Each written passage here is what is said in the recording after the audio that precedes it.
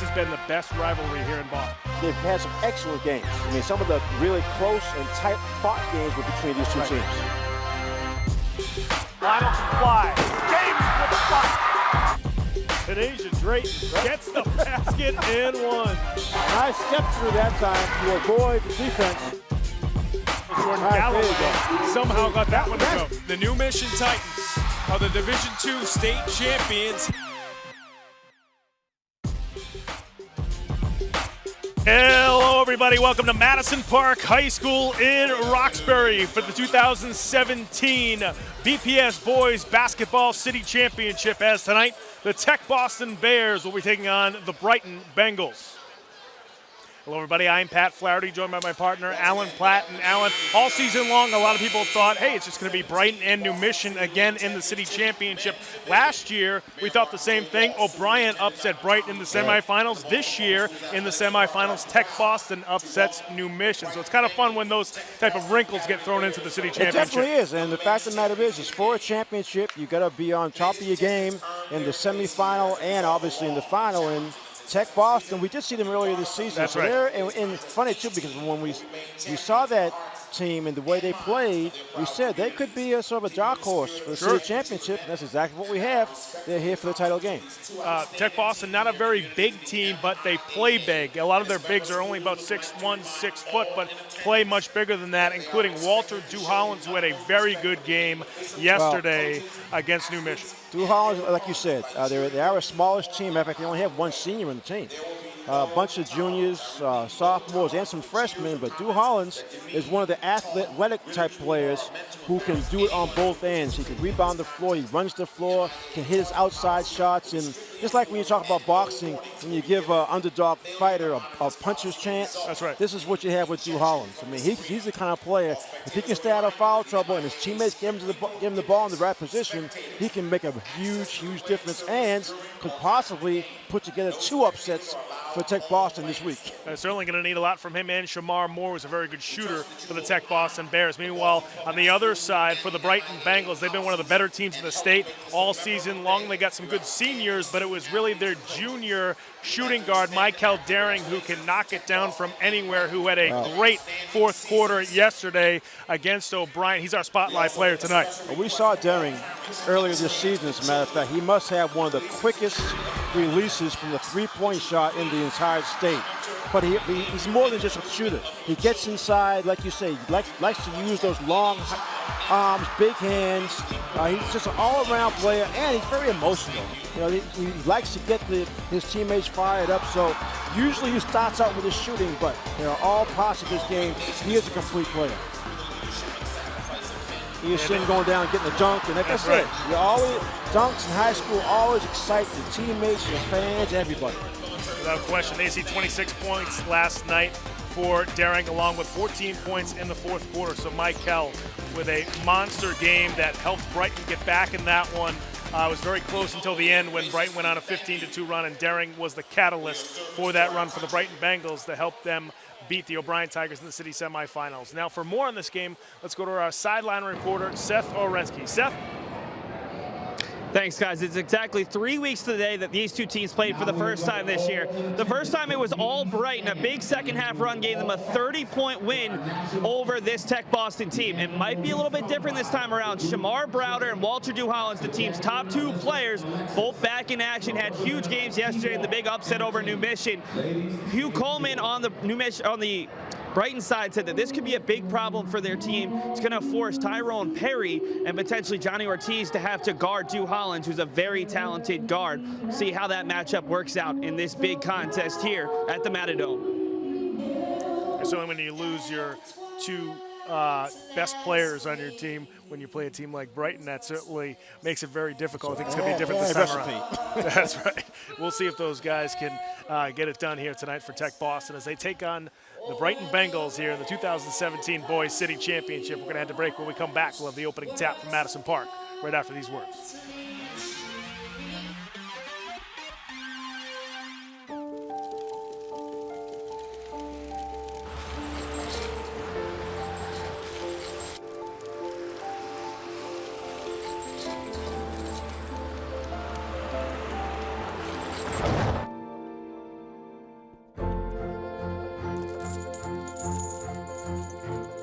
Did you know dragging chains can spark a wildfire? Only you can prevent wildfires. We cannot be bystanders. We can stop to make sure someone is okay. We can warn someone when their drink isn't safe. And disrupt the situation. We can. Get someone a cab. Or walk them home safely. We can make campuses safer for our friends. Our roommates. Our classmates. Our fellow human beings. We cannot be bystanders. We can. Intervene. It's on us. All of us. Learn how and take the pledge at itsonus.org. Look at you. You're at the top of your game. You're unstoppable. Nothing can throw you off track. Wait, is that your car? Uh-oh. Yeah, I saw that coming. That will throw you off track. You're looking at around 10 grand in fines, legal fees, and increased insurance rates. Let's try this again. Smart move. Because buzz driving is drunk driving. Hey, you. Yeah, you. Getting that college education. What are you gonna do? Graduate and take some office job? Be like everybody else? Or will you dare do something different? Like be a teacher. You could be my teacher. You got the skills. The smarts? Yes, you. You could be the teacher I never forget. That'd be cool. Does that corporate job even have recess? What are you gonna make of yourself? What are you gonna make of me?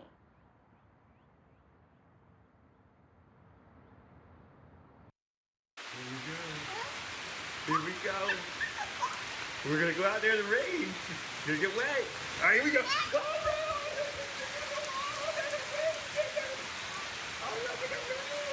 Okay, quick.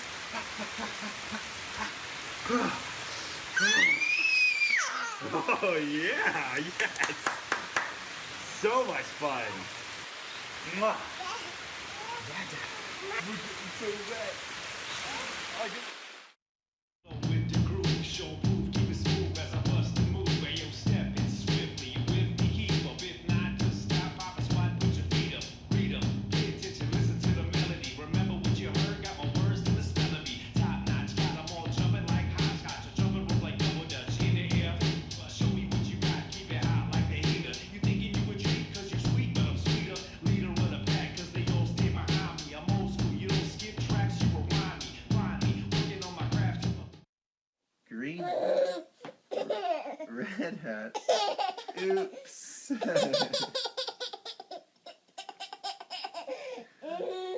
Red shirt, blue shirt, yellow shirt, oops. Yellow pants, red pants, green pants, oops.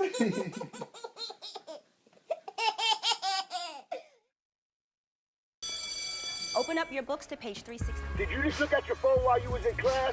You played yourself. Talking about inspirational quotes. You gotta believe in yourself. Don't ever play yourself. The key is to make it, so make it. Louise, can you give me an example of an inspirational quote? Don't play yourself. The key is to make it. And who said that? I did. Now that's a major key alert. Learn the real major keys to getting to college at getschool.com.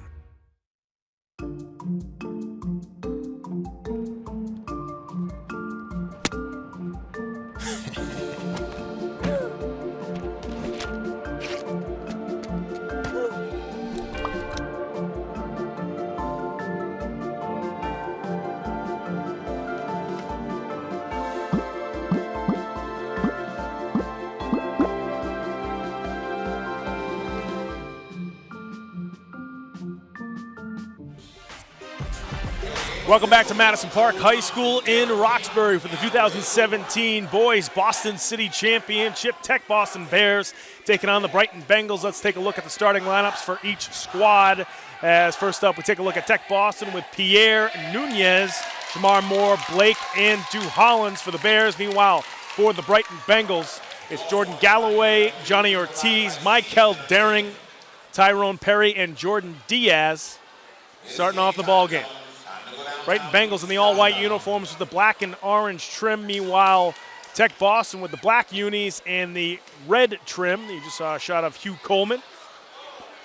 I believe he's going for his either third or fourth city championship it's title. He's third, won a yeah. couple over the past 5 or 6 seasons. Remember, a few years ago, we followed them all the way to the state championship. That's right. Brighton winning the state championship in 2013. They actually lost the state championship in 2012 in the finals. Unusual to see them in white, too. They usually like to wear black and orange. That's right. Bengals control the opening tap. We're underway here at Madison Park.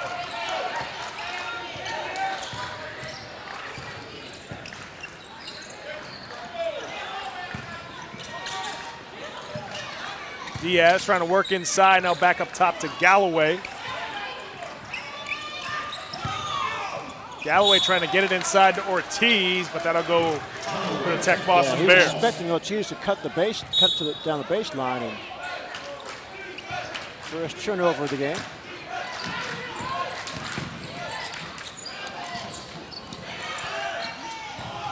Drew Hollins, putback is good, picking up where he left off. I'll tell you, you talked about how athletic he is.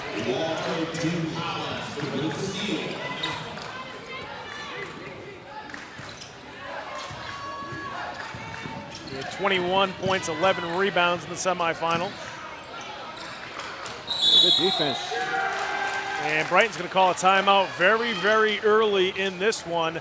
That's exactly how TechBoston treated New Mission. Their perimeter defense was just all over the New Mission Titans. And that's the key. I mean, Johnny Williams is a very aggressive coach. He likes to play up in your face, and this is a perfect example of it. You got Hugh Coleman for Brighton calling a timeout less than a minute into the game. Yeah, normally Brighton not one of those teams that gets rattled early, but TechBoston, as we mentioned, not a ton of size. Meanwhile, Brighton's got some good size. TechBoston, very quick, very athletic, very aggressive, and boy, can they shoot. Aggressive, that's the key word. The aggressiveness on defense and then on offense, getting quality shots is going to be key for TechBoston. They, like you said, they do like to crash the boards on offense, but their outside shooting will probably make the difference in this game. Let's see if Brighton wants to use some of that size inside.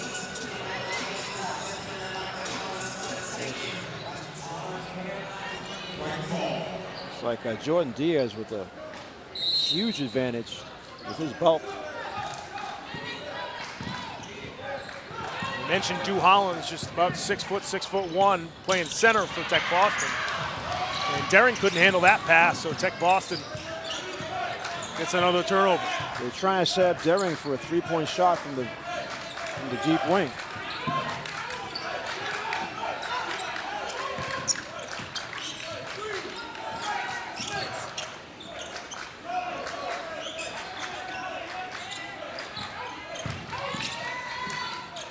Pierre swings it to Shamar Moore, who buries a three from the wing. We saw Moore against the Burke earlier this season. Now, he was shooting in the smaller TechBoston gym, but his range is range. Yeah. He can get it up from deep. He shot that one from the Dennis Wilson court signature. Another turnover for Brighton.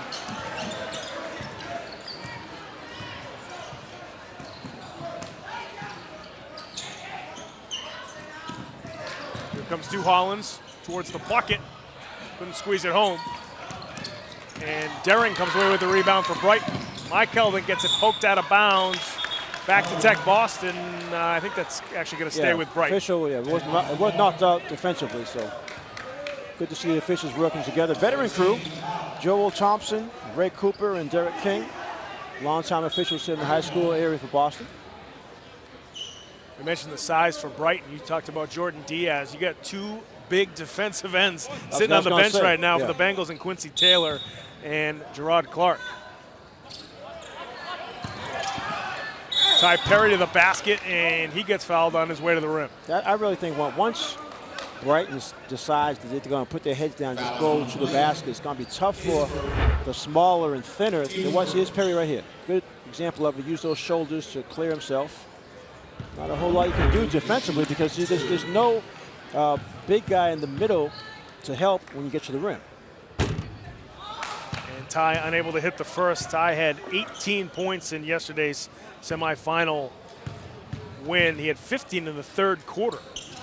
He's been a scorer for Brighton's entire career, so He wants to finish off as a senior with a city title and then try to get his team to go as deep as possible in the state tournament. 4-point lead for TechBoston.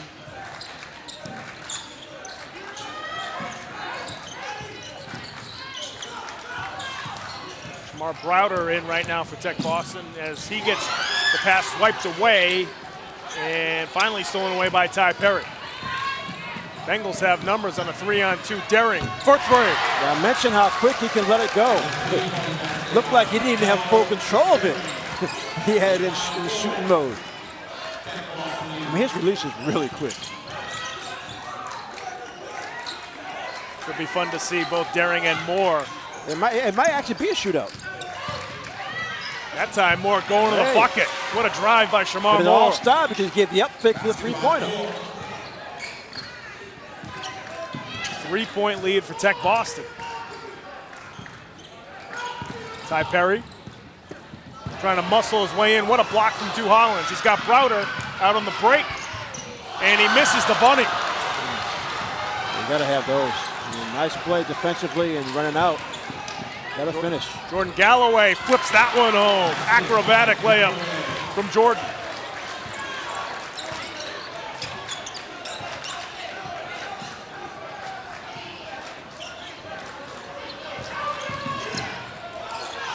Moore gets fouled after the elbow jumper, and he will get 2 free throws. Yeah, Daring, that time a little too aggressive defensively.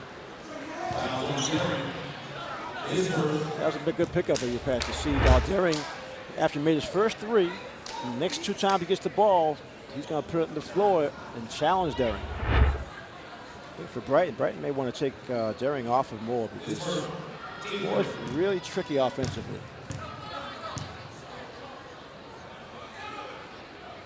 Shamar no good on the first.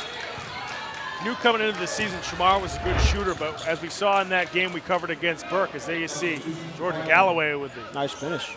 See, again, there's nice no rim protection there. Just I'm not going to say they're small, but they're just don't have a lot of size in the baseline. TechBoston. Yeah, you got Dew Hollins and Ty Cliff Blake down on the post for TechBoston, but athletic. Very athletic, like you said. Not necessarily rim protectors. Things getting a little sloppy here for the Bengals as Galloway lost it underneath. Here comes Blake trying to go coast to coast for the bucket. Nice left hand to finish.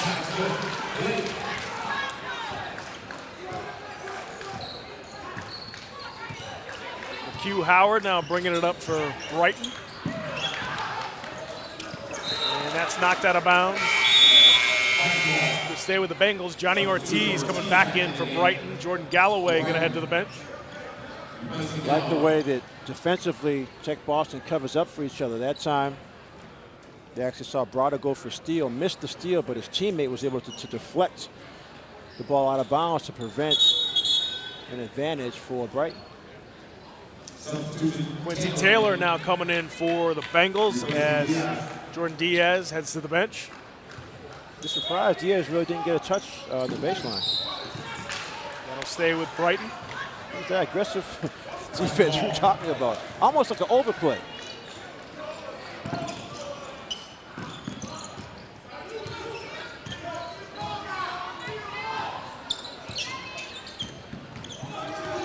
Q Howard has an open lane. He was not able to finish off the backboard, and Dew Hollins almost hit his head on the rafters getting that rebound. If Hollins is going to go up like that, he doesn't need a lot of height. He was over everybody. And Moore took an extra step. Yeah, just a little indecision.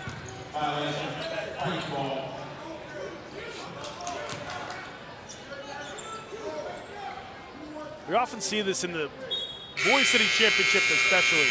Both teams are just revving to go right when the game starts. Fired up. There's a lot of guys almost move too fast for themselves. Oh, definitely. The adrenaline.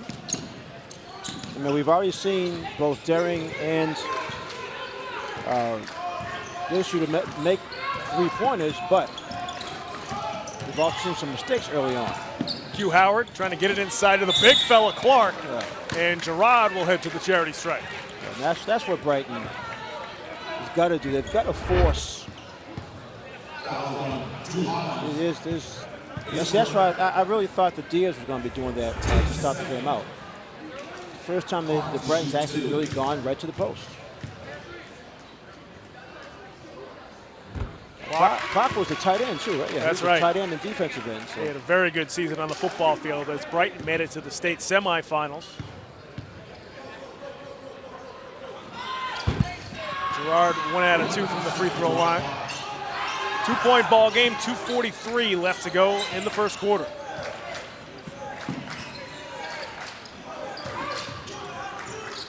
You like this matchup, yeah. Step back three for Moore off the back iron. Quincy Taylor going up and getting that rebound.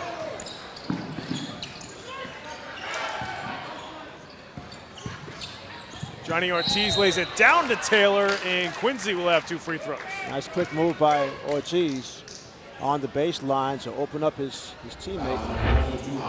A quick move right there, breaks down the defense. Problem is that's two fouls on Drew Hollins. You gotta be a little more careful. See now, TechBoston is going to get smaller because they're going to bring in Nunez. Nunez, who's more of a small forward guard type.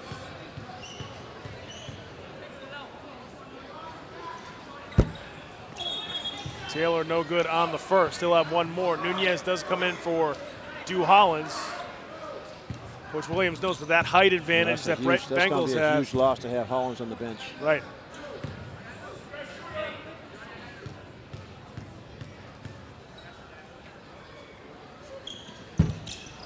Taylor 0 for 2 from the free throw line, so Brighton struggling at the stripe here in the first quarter. Just 2 for 6 to start off this ball game. Tycliffe Blake, strong move to the rim. He'll get 2 free throws. Like it. I mean, he's got that sort of wiry body, but he has no fear going strong to the basket. He made the left-handed shot the first time. This time goes up against the big fella, makes Clark commit with the foul. I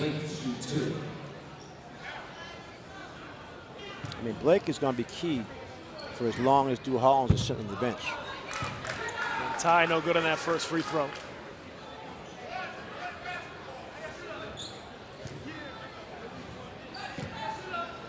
It really is just those two guys for when it comes to post players for TechBoston. You know, you might have to put Shamar Moore down low. Well, Moore, yeah, I was going to say, Moore can slide down to the corner if he needs to. You got Moore right now on Quincy Taylor, giving up a couple inches there. Howard looking for an opening with Q with a nice drive. That's because you have the TechBoston defense shading toward the post to try to help out. Turnover there with Johnny Ortiz laying it down to Clark. Basket and one for the big defensive end, Gerard Clark. Yeah, but Jamal Broad is really struggling out there. He missed that layup earlier in the quarter, and then that time an unforced turnover.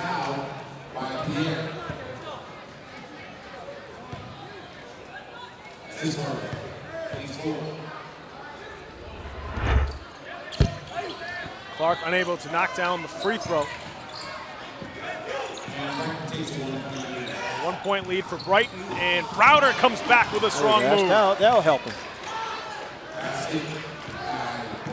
Shamar with his first field goal, and TechBoston back on top by 1.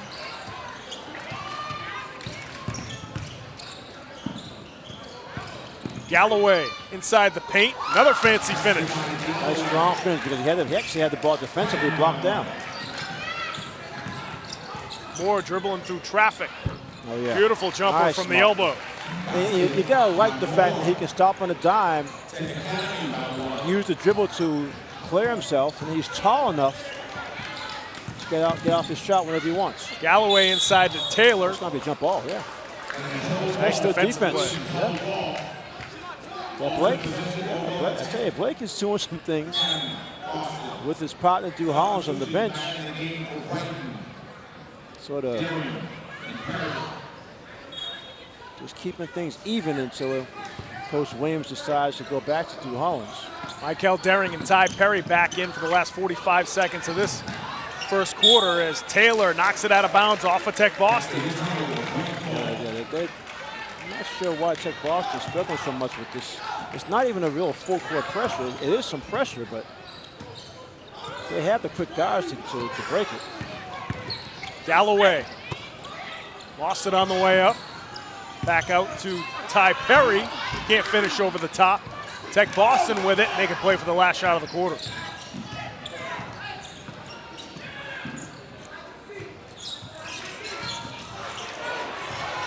Moore out to Blake. Ty Cliff. No good on the jumper. Taylor with the rebound, but he turns it over. Nunez to Browder. Nice pass inside to Pierre. Ugly turnover there for Brighton.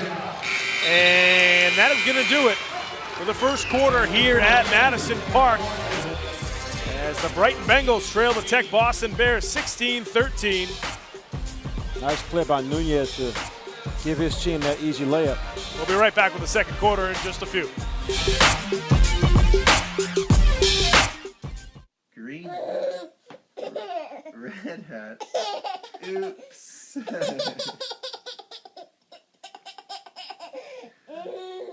Red shirt, blue shirt, yellow shirt, oops. Yellow pants, red pants, green pants, oops.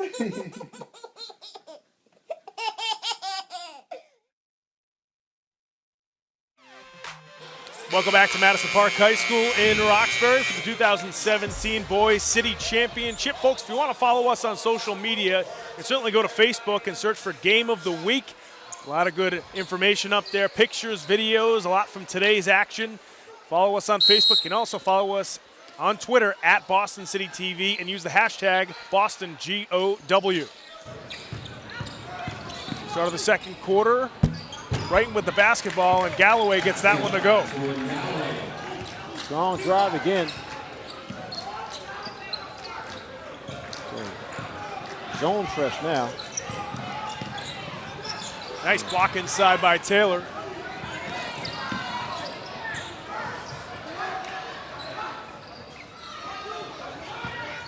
Galloway again inside the paint, and Taylor gets fouled.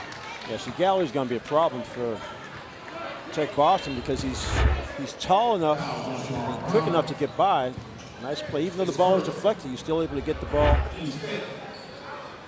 to Taylor for inside shot.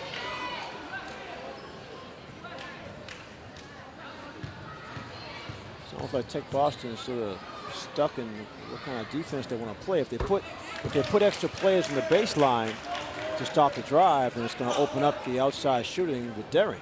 So it's a tricky situation they're in until they can get Drew Hollins back in the game. Taylor looking to give the Bengals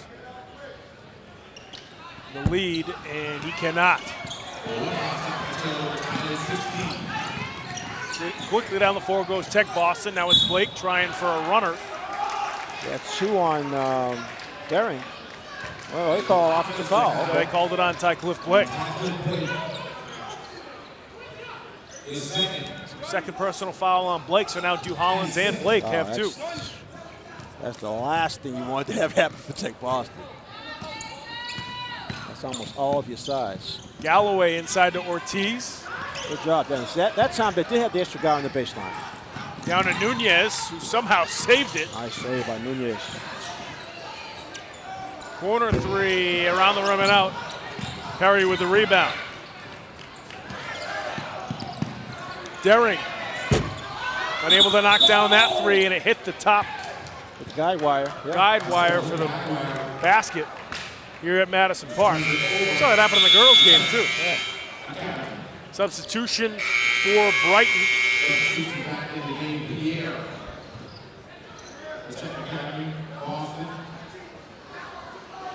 As Pierre is back in for TechBoston. Meanwhile, Akinyel Crawford in for the Brighton Bengals. He's listed as number 13, but he's playing with number 24. Blake trying for a three, short with that one. Daring with the rebound. Inside to Taylor. Skips it over to Ty Perry. Daring with another rebound, but he got it poked away by TechBoston. Nunez on the drive. Galloway with a full head of steam, and he gets fouled by Pierre at the top of the key. I'm really surprised TechBoston's not getting the ball to Moore. I mean, Moore's running the floor, spotting up, and for some reason his teammates just aren't finding him. TechBoston already in the bonus, so yes, this is trouble for them. And again, that's the aggressive offense by Brighton, mainly Galloway getting to the basket. Galloway misses the front end. Meanwhile, back down the other end, they were looking for Whitehall, but the pass was well out of reach. Meanwhile, Shamar Browder comes back in for TechBoston. You know, the frustration with TechBoston, along with the foul trouble, is you don't expect your guards to be just throwing the ball away like they have so far. Pierre back on the bench for the Bears.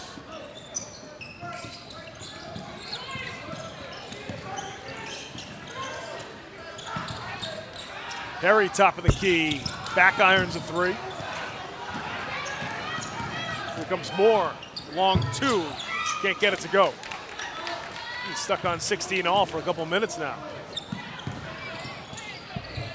Finish short from Crawford. Perry, put back finally falls for. Nunez. They're gonna call a blocking foul on Jordan Galloway. Nice move by Nunez. You saw some open floor. Made Galloway commit defensively. See right here. See the open floor right there. Galloway just can't get there in time. And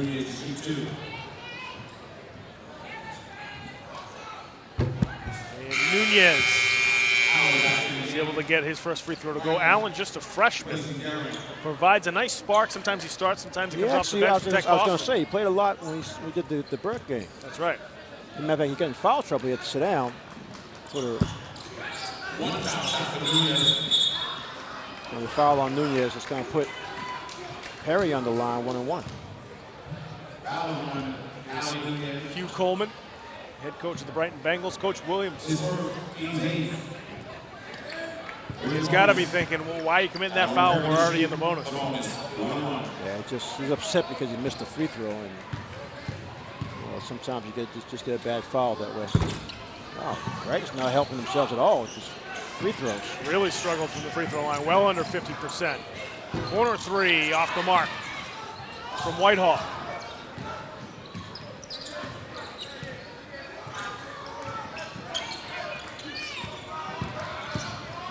Hugh Howard gets that one to go off the backboard.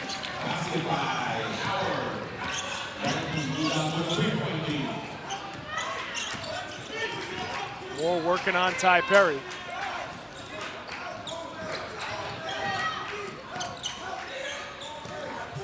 Shamar off the up fake, over to Nunez for three. They're getting open shots, they're working the ball well.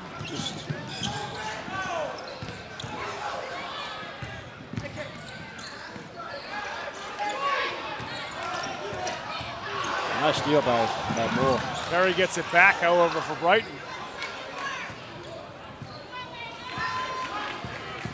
Galloway straight to the goal. A little too strong with that layup. TechBoston just keeps coming at you.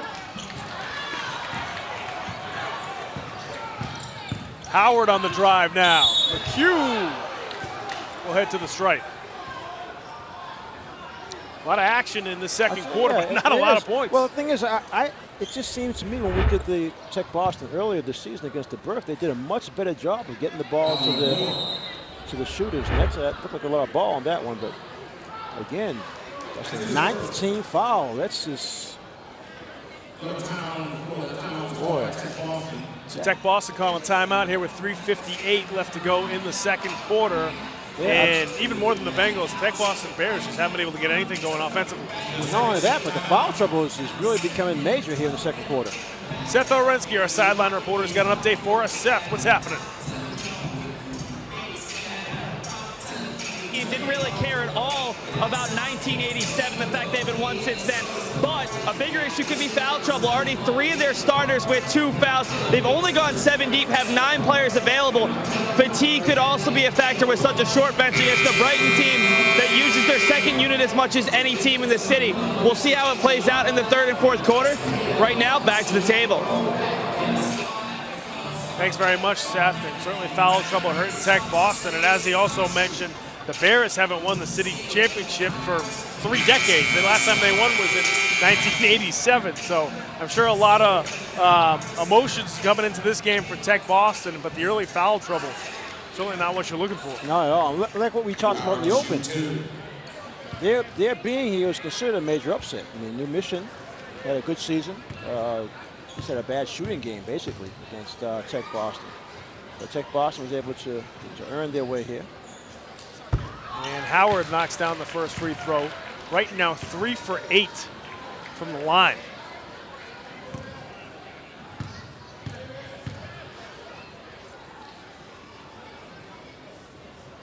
Howard hits the second. 5-point lead for Brighton midway through the second quarter.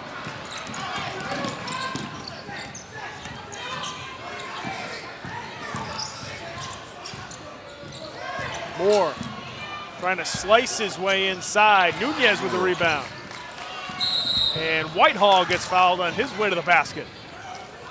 Well, that's the aggressive play we talked about. They don't have a lot of height, but all these TechBoston players do attack the offensive glass. Nunez kept that alive there to his teammate. TechBoston's got to take advantage by making these free throws. And Whitehall does not hit the first. Gerard Clark coming back in for Brighton as Jordan Galloway heads to the bench. Also in for Brighton is Willie Veal. No good on the second. TechBoston 1 for 6 from the line. So both these teams That's under 50%. And you're down 5 points. Howard off the crossover. Talk a lot about Jordan Galloway as the point guard for Brighton, but Hugh Howard has stepped in over the last couple of years to join Jordan in the backcourt. That's a perfect example of knowing your role and excelling at what you can do. Nunez inside. Ty Perry in transition, lost it. Moore up to Whitehall. What a block by Perry, but they're going to whistle him for the foul. I think that was the right call. Looked like he got some body. Let's take a look. We'll see it again. As if the follow through, definitely got some body. But, you know, again, TechBoston is just a little out of sync. That pass just really came a step too late. I mean, he was open the whole time, and had the ball come a second earlier, Clark just wouldn't have got there. And he compounded by missing the free throw. We saw this free throw problem for both teams in the Girls City Championship, and it's spilling over here into the Boys City Final. Ty Perry gonna get a breather as Michael Daring back in the ball game for Brighton. Nunez also heading to the bench for TechBoston.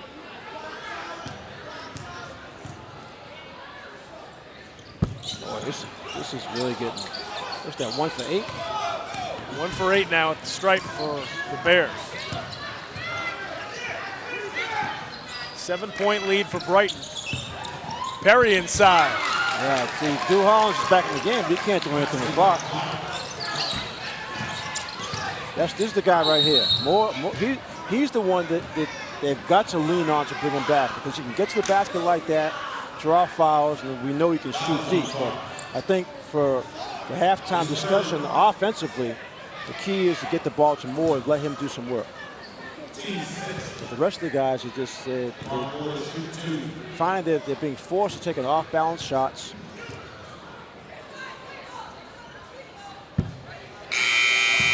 He's got to just get a stroke. I mean, we know what kind of shooter he can be. So watch this play. See, clock can't stay with them with foot speed.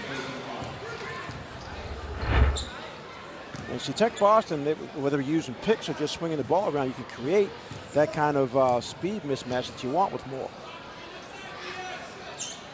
Boy, he's contagious, huh?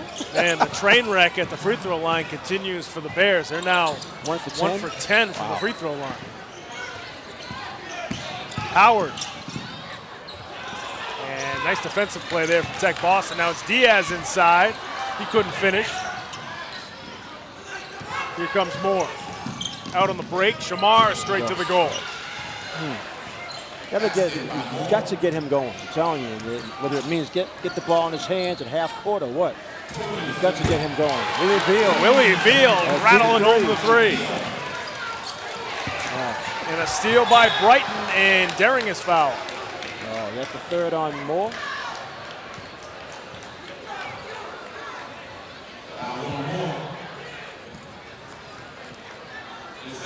Second foul on Shamar Moore. That's the fourth starter with 2 fouls. Now watch this play. Okay, Veal makes the three.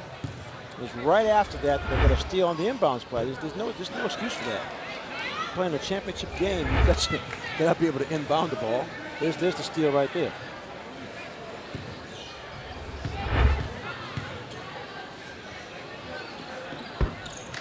Daring knocks down 1 out of 2 for Brighton.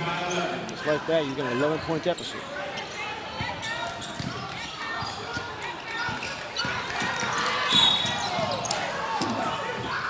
We saw TechBoston applying a lot of pressure in that first quarter against Brighton to make them uncomfortable. It seems like the tide has turned, and Brighton's doing that. Brighton has more players. I mean, Coach Williams may not want to go more than 7 deep, but he's going to be forced to. Because Brighton's going to keep interchanging their guys. Daring goes out, and back comes Galloway. And what's happening is that 7 players will not have enough energy to keep this pace from Brighton. Another missed free throw for TechBoston.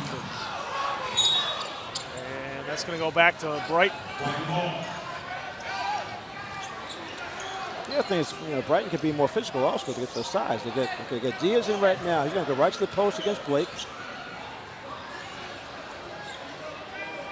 Bengals have outscored TechBoston 17-3 here in the second quarter. And we're down to 1.5 minutes. You see, Moore can't afford to get a 3rd foul. Ortiz off the up fake. Blows by Browder.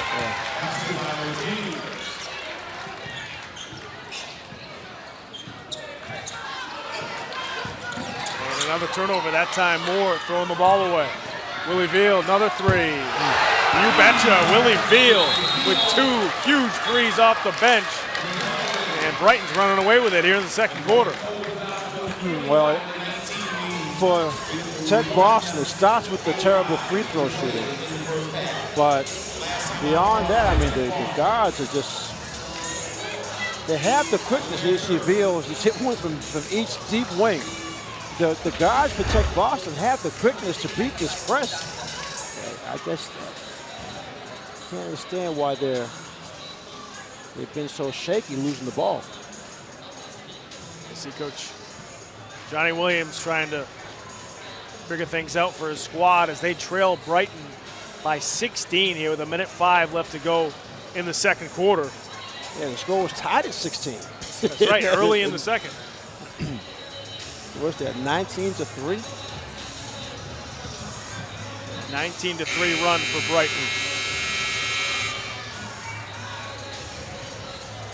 We've seen in many games before, though, this last minute of the second quarter, a team that's trailing by a lot, if they can get a couple of baskets and a couple of stops, that's the get goal. it within single digits. That's exactly what the goal is. That can turn a game around.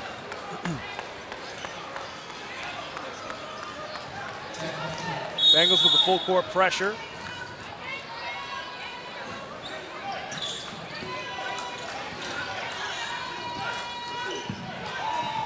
Here comes Moore.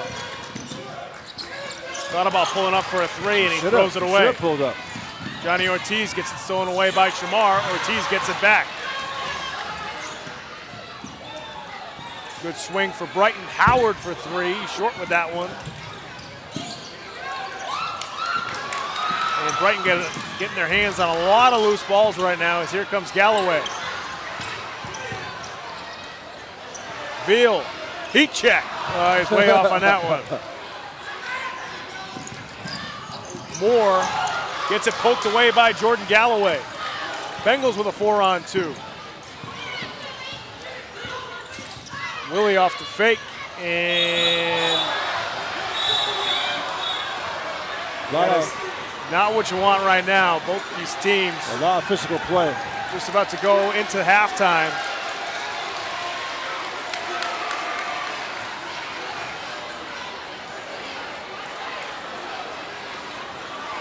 I think Brighton's going to get Veal out of the game.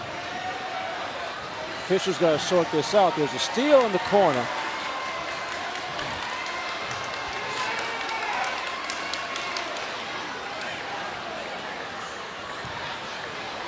TechBoston got a steal off of Veal.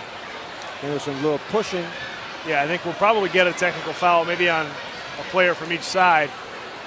I saw Veal with the shove, and then I couldn't see quite who from TechBoston shoved him back.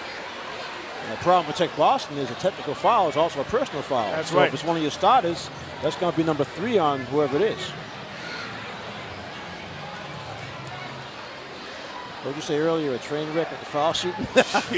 if they get a starter with 3 fouls at halftime, that's a total wreck then. That's right. And you're really behind the 8 ball. All right, officials have sorted it out to see what they call.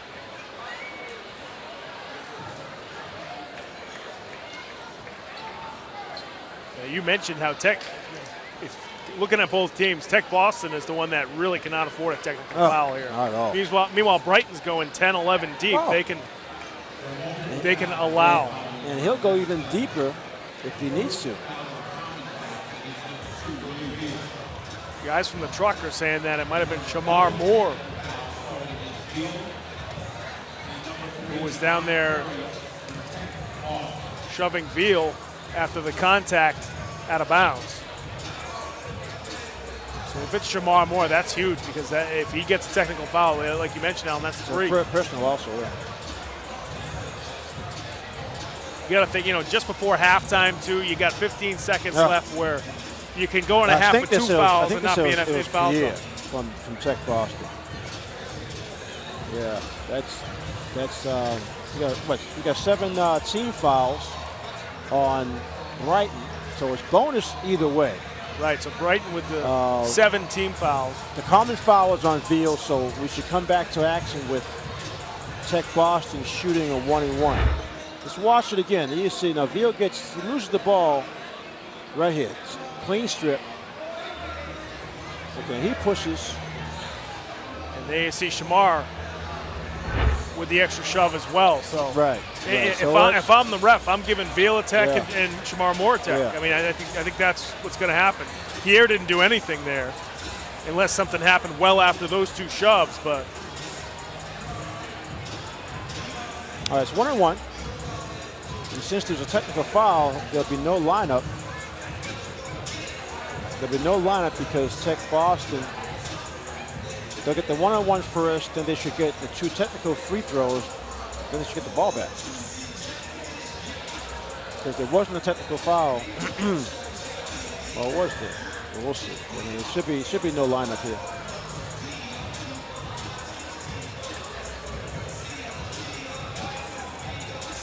Gotta get the right shooter.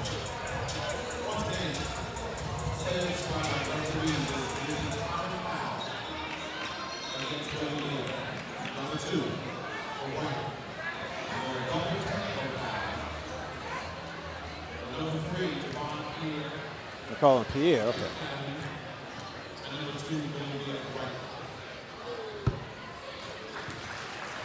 so Pierre knocks down the first. And the second, he was the one that was whistled for the technical foul. And Willie Veal was whistled for the technical foul. Hit the floor, right.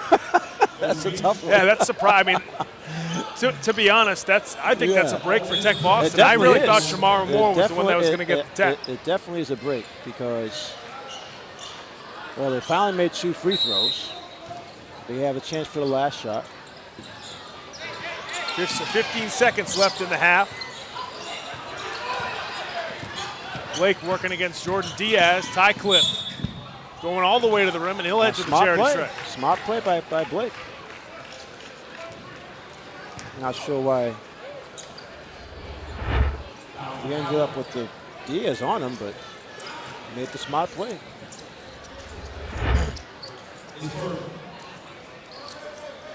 Well, both teams end up with 10 team fouls here before the half, but like you said, Brighton's going so deep into their bench, they're spreading them out a lot more. Right.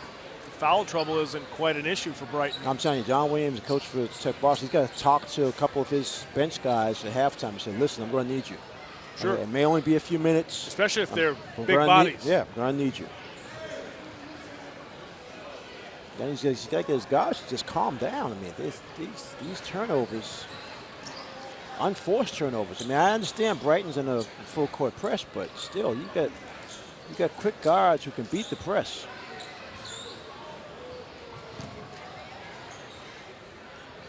Ty Cliff Blake now with 2 free throws for the TechBoston Bears here with 6.4 seconds left before halftime, and he cannot hit the first.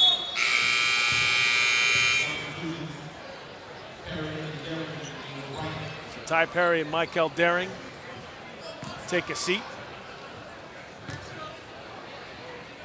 Crawford back in for Brighton. 5 seconds left to go before halftime. It's Galloway getting it swiped away. Crowder trying the 3, and he could have taken a few more steps and tried an actual shot. That's another. That's what I'm saying. They had a couple of seconds, and Blake was pretty much by himself. That's a frustrating way to end the half. And you know, we saw John Williams, Coach Williams, yelling at his guard Crowder. I mean, throw the ball at the basket from half court when you get 2 seconds on the clock, and a teammate out in front. So really bad half for TechBoston, but they have halftime to try to pull things together. That's right. Certainly they came out really well in that first quarter, and then in the second quarter they really struggled, and we'll see what kind of adjustments they can make here at halftime. Their head coach Johnny Williams is with our sideline reporter Seth Orensky. Seth? Coach, up 3 after the first quarter, down 13 after 2. Obviously not your best quarter. What do you need to do offensively to start putting together some points? We have to start running our offense. It was too much up and down. We weren't running our sets, and that's what happened. We made it chaotic. It works in their favor. They hit a couple of threes, and we see the deficit right now. Foul trouble hurt you guys. You had to send a couple guys to the bench early on. Can you sustain this kind of pace with the amount of guys that you've been playing? Yes, we can. Our guys, we have 2 fouls. The only one that's in real foul trouble is Pierre with 3, but everyone has 2. We can play this half. We can let them loose. You never want to see what happened towards the end of that quarter, but could that actually help you, your team fighting a little bit, trying to get back in this game? Motivation right there. It shows that they're willing to fight. Some teams would just back away, but I love the fact that our kids are ready to engage, and hopefully that's the turnaround to give us a spot. Thanks so much, Coach. Good luck in the second half. We'll head back to the table. Thanks very much, Seth. And Coach Williams knows that, you know, the Brighton Bengals are sort of the big kids on the block, and TechBoston's sort of the young newcomers. So yeah. they don't want to back down. So I mean, you got to be smart about it. Pat, I'm trying to look at the roster. I thought it was a misprint. They got 1 senior. Yeah. They got a bunch of freshmen, sophomores, and a few juniors sprinkled in. And look at Brighton, they got like 7 or 8 seniors on their team. Right. All played 3 varsity seasons. So on paper, what was it? You mentioned the first. Seth mentioned the first meeting was, 30 points. Now, TechBoston was shorthanded. They're 2 best players, right. This is still a championship game. TechBoston is as strong as they could be, but I really think he has to go deeper than 7 guys. He just does. I mean, the pace, and we know Hugh Coleman over the years, he's going to keep that pace up. That's right. He's going to keep pounding with the big guys inside. Don't worry about fouls. Just put a body on them. Right. Make them feel it. Make them feel it every single time we go into the post. You got Vio coming out there, back-to-back big 3-pointers. They haven't even gotten the real 3-pointer going yet. That's he right, made Michael, 1. right. He's only made 1 so far. So Brighton has all those bullets in their gun. Okay. Meanwhile, TechBoston, like Williams said, it was good to see a little bit of a flair. You know, it's, at least they're willing to get in there and sort of mix it up. But they got to get more of the ball. More is the shooter who can bring them back. And I'm just surprised that after seeing them against the Burke and how when they got to be a close game, the guards found more open shots, and he buried them, and they won that game. So I think if they can get back to some of that, just like Williams said, they didn't run their offense. Maybe that's what they're talking about. Sure, we'll see if they can make some adjustments to free up Shamar Moore as we start the third quarter. Well, as we mentioned, we've certainly seen a lot of the players over the years at these city championships, and the two guys that we've seen a lot over the last 3 years are the Mitchell twins from the New Mission Titans, and it's certainly been a lot of fun watching those guys over the last couple of seasons, win some state championships and some city championships with New Mission, and they've been two very special players for Corey McCarthy, the head coach. We're going to take a look at that right now. And the New Mission Titans are the Division II state champions. What a run for the Titans here this season. For almost a decade, the New Mission Titans have been one of the most dominant high school basketball programs in Massachusetts. They've captured 4 state titles in 7 seasons, using a powerful and aggressive style of play, thanks to the sheer size and strength of their players. New Mission was at a point where we were still very new to the city. And folks didn't really necessarily, they ain't embrace that. We had a style of play that was just sort of like rough, tough. We had these big brutes in the paint. But over the last couple of years, that sentiment for the Titans has changed, thanks in large part to the arrival of the Mitchell twins, Charles and Charlie. When these two guys came along, they just made us more likable. Now here comes these kids who just can't stop smiling and won't shut up. But don't let the Mitchell's infectious personalities fool you. As soon as Charles and Charlie step on the basketball court, their aura changes from basketball darlings to hardwood pests. You know, here comes Charles and Charlie. So everyone knows what's going to happen. There's going to be turnovers on the other team. There's going to be a lot of noise. We both yell a lot, like talk. We love to talk, yell, run. Like just push the pace, cause havoc on the court. That's what we just have. It's our mentality. Charles and Charlie's success in the court is fueled by their tireless work ethic, which they've learned from their mom, Paula. I work nights, 6 at night till 6 in the morning. So they watch me struggle to go, and I go every day. I don't miss a day. So they see if my mother can do it and she can do it and raise us, with this struggle, we can do it too. Paula is also the one who sparked her son's interest in the game of basketball, even though she had to sacrifice her landscaping in the process. I had them play black basketball as little kids in the yard, and we played on that little miniature, little play thing. Last year I had to throw away the basketball hoop in the yard just so they could stop practicing tearing up my sides on my wall. But where their mother has influenced her twin sons the most is in the classroom, where the Mitchells have consistently made the honor roll. We all both honor roll students. We've been having that since, I don't know, like our whole life we had honor roll. My mom got us into that mentality, go to school every day, never missed a day. Yeah, she's been on it since day one. They have to do school. You have to go to school. Some kids don't like school, but Charles and Charlie, as they were growing up, oh, they become to love school. I don't even have to wake my kids up. They get up every morning and go to school on their own. There's no turning over. When I come in the house, they're already gone. Despite their shared success, there are differences between Charles and Charlie, both on and off the court. The differences on the court is that Charles really wants to score. And Charles is going to get his points. Charles is the kind of kid that will hunt his shot down. Charlie wants to facilitate, make sure everybody's happy. He takes care of himself with a jump shot here and there. I'm more like the quiet one. People say he's more like the excited, like he's always around people. I just be to myself sometimes, and I just do like my own thing. He on the other hand, he's like the talking one. He makes sure everybody's together. But no matter how different they act or play the game that they love, it can still be difficult to distinguish between the two, especially considering they share a similar name. My dad, actually, his name is Charles Mitchell, so he's a senior, I'm a junior, and he wanted both of us to have his name, and my mom was cool with that. Their dad's name is Charles, so I had to name both of them after him, and I couldn't spell the same name, so I put them differently, Charles and Charlie. When we work, I'll go in the back and he'll come out, and then the person I was helping would be like, you change clothes? Like, where's my sneakers? All the time, and then when I come back out, then they'd be like shocked, like, you got a twin brother? I would sub one out, and I didn't know which one. Go get your brother. And the brother's like, hey, you just put me in. You know, like it's not, you know, I'm Charles, I'm Charlie. What also makes it difficult is that Charles and Charlie are always together, creating a special bond that helps the twins when they're together on the basketball court. We practice together, we always together, so on the court, it's like we know where we at. So like when I'm on a fast break, I'll be like, Charlie, I'm in the corner. And he'll be like, my brother's in the corner, so he'll pass it to me. When I'm with my brother, I feel like me and him, it's like we could do everything together. The twins continue to be double trouble for opposing backcourts, and double the stress for their mom watching in the stands. Me and my brother would fall all the time, you know, like anything. It could be like, I'm trying to dive for the ball, she'll be in the crowd, she'd be like all the time, she would just, oh my, I just look at her, like, I just happen to look at her when I'm getting up, she'd be like. I'm on edge of the seat when I'm watching the game. It's like, oh, please just do what you gotta do, don't get hurt. Entering their senior season, the Mitchell twins are the unquestioned leaders of New Mission, and will look to add more hardware to an already crowded trophy case. But even if 2017 doesn't result in another state title for the Titans, Charles and Charlie will still leave a lasting legacy that extends well beyond the New Mission basketball court. All of my former players, they always say, hey, we were the best, until they come see Charles and Charlie play.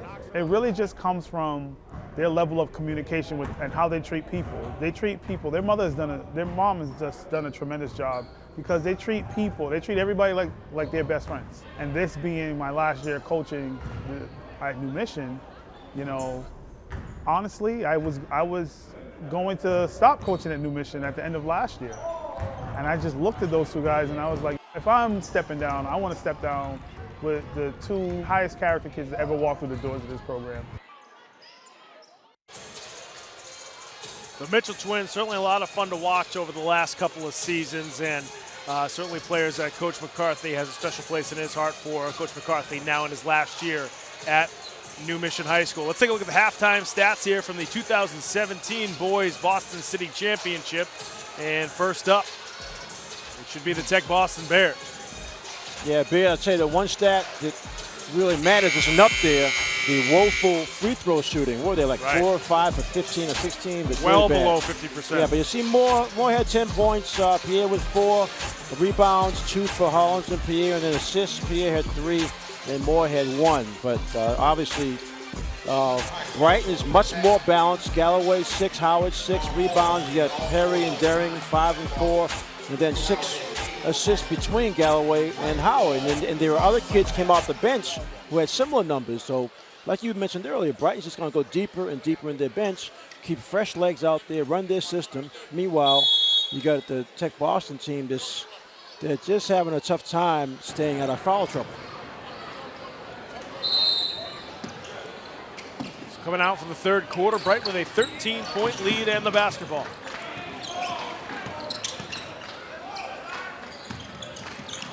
Daring, top of the key, splash.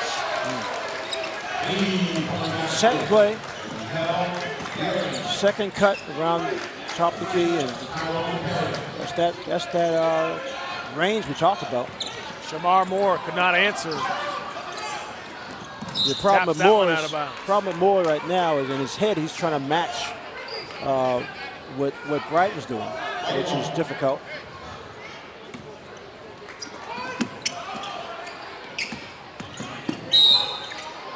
And we got a foul on Pierre. I believe that's his fourth. You got the check, right?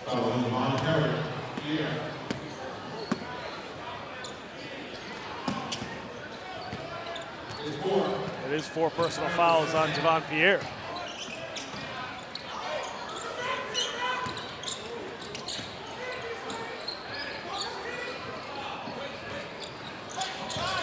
Ty Perry gets that one to go.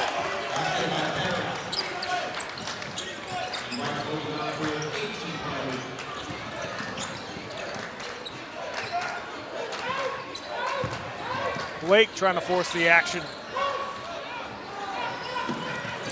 And a good steal that time by Pierre. Quickly up to Blake. Ty Cliff finishing in transition. Yeah, all that length to get that one to the backboard.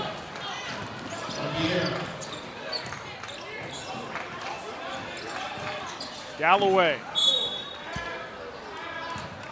reaching on the pass off. I think that's on Pierre. He's done. Oh, they call it on Shamar Browder. Excuse me.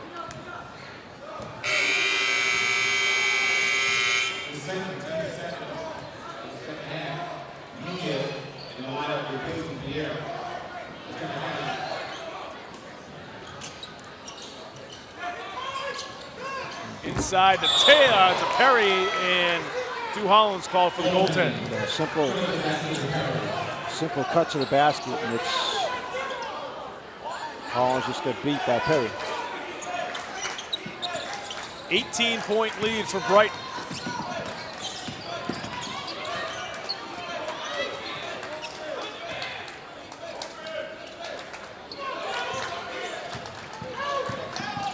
Nunez.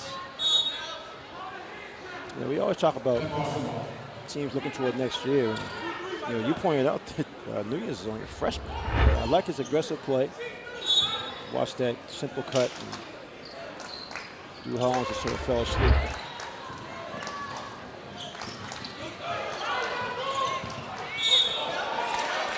And they push off on Moore. It's his third foul.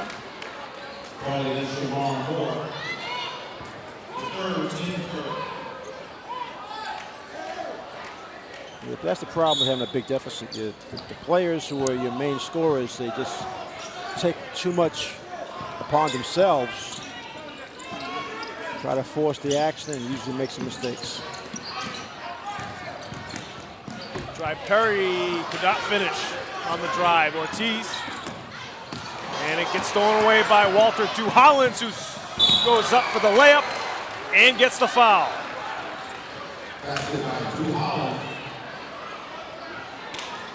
He actually wanted to dunk it, but he got knocked off balance. He did make the layup.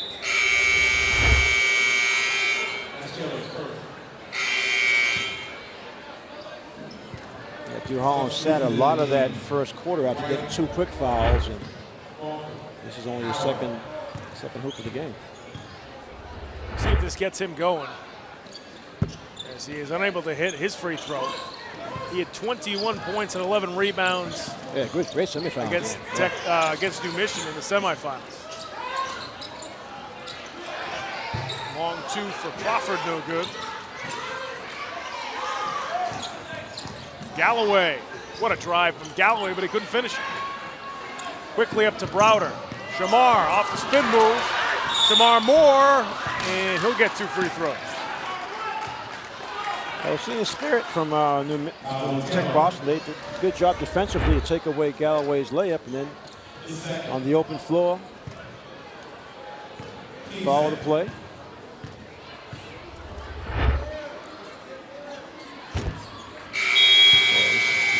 I mean, it's to the point now, there's just no explaining how you can shoot free throws so poorly as an entire team. Boy, 5 for 19, that's close to 20%. 6 for 20 from the free throw line.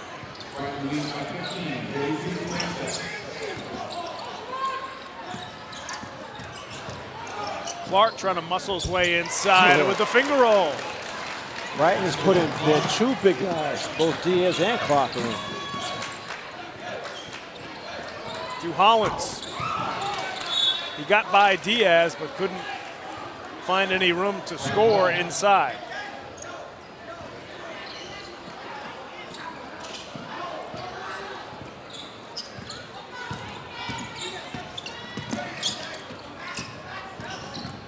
Howard. And that'll stay with the Brighton Bengals. Yeah, at this point, Brighton is just sort of in maintenance mode. They want to just make sure you get a decent possession every time. Well, not that time. Not that one, right. Shamar Moore can't finish with the left hand.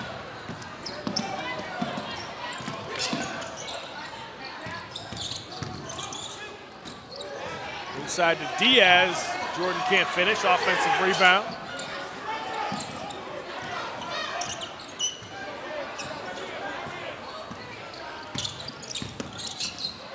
And it's poked away by Browder. Here comes Shamar.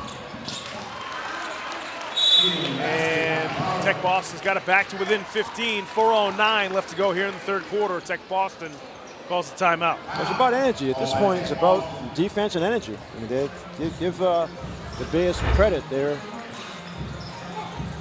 Good job by using his body to shield the possible block shot.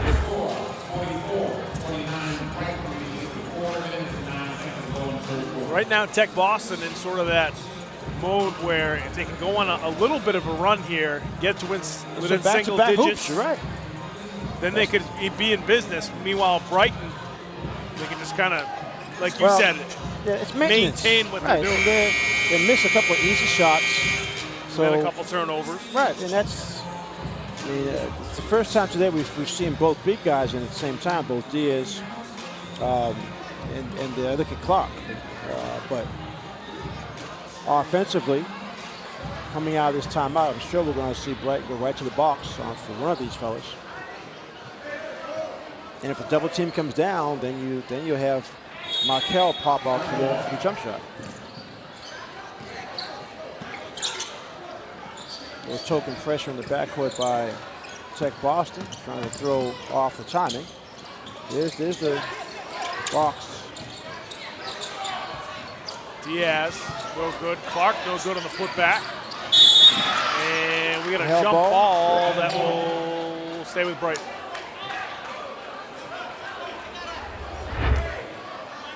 No, it should be black ball. Brighton had it at halftime.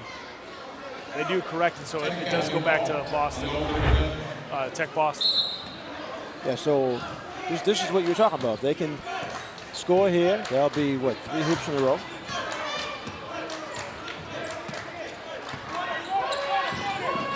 They get Shamar Moore in the corner, but he's no good. That's the kind of shot you want, though. Ortiz inside to Clark. Gerard scores inside.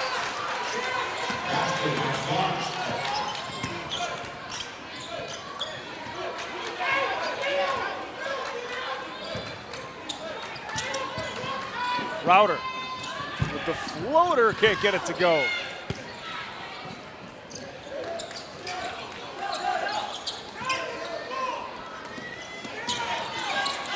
Ty Perry, nothing but nylon from 3. Yeah, you felt that one. Just like that, 20-point game.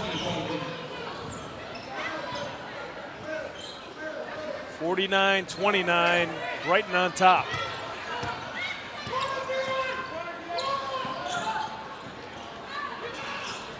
Nunez banks home a 3.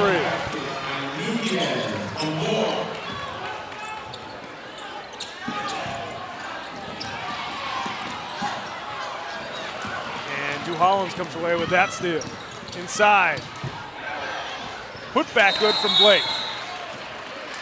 And now Diaz Tech Boston. down. Yeah, I think Diaz went down awkwardly.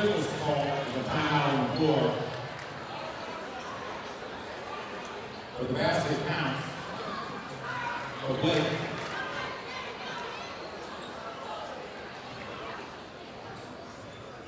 I didn't quite see what happened to Jordan. There's a little bit of a,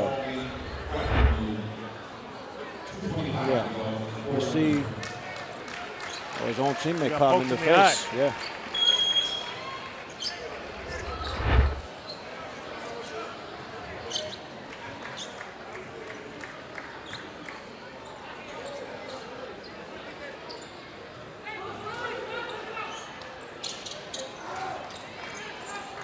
So Brighton will bring it back as Veal comes in to replace Diaz.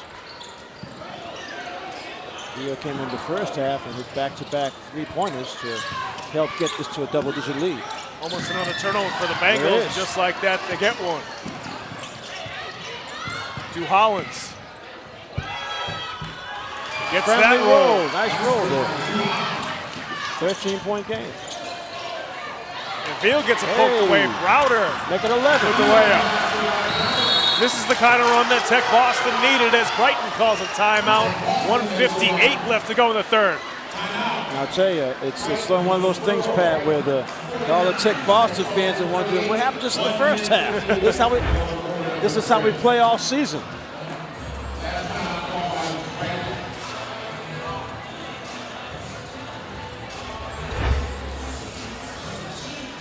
Our sideline reporter, Seth Orensky, with an update for us. Like Seth? you said, I think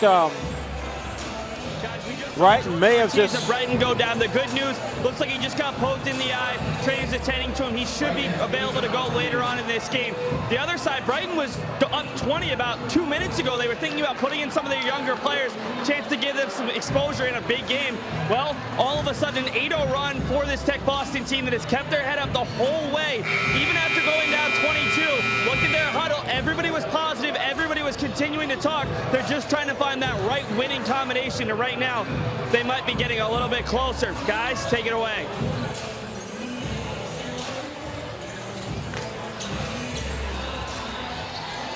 Thanks very much, Seth. As TechBoston now with 7 steals so far here tonight. And that's helped them get back into, in this quarter, and that's helped them get back to the 11-point lead. 11-point deficit.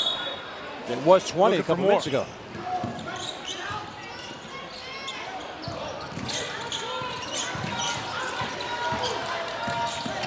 Another one. Drew Hollins couldn't finish that one, and that'll go back to Brighton.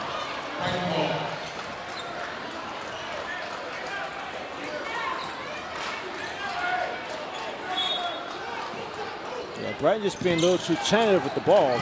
Better be more in attack mode. That's what got them this lead.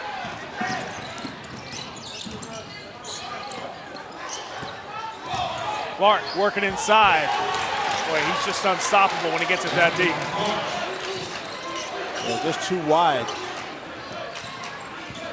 Baseline drive from Browder, and Perry with the rebound.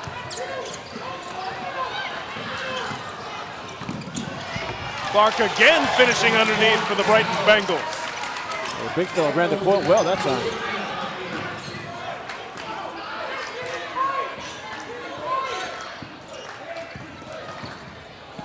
Blake now on the drive. Didn't have any room to finish. Clark trying to squeeze it into Daring. That goes off of Nunez. Just bad luck there. The TechBoston freshman.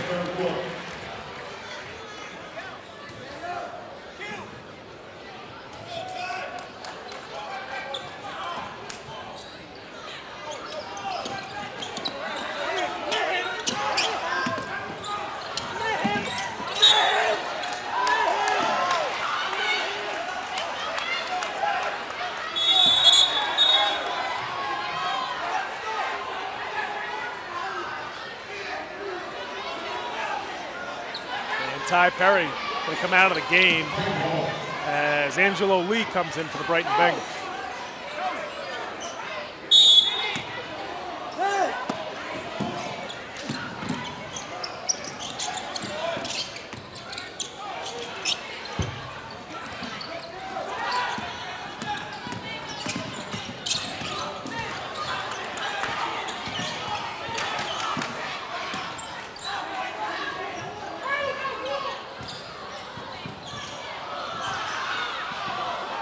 Jamar Moore gets that one to go. Friendly bounce that time. Yeah, it all helps.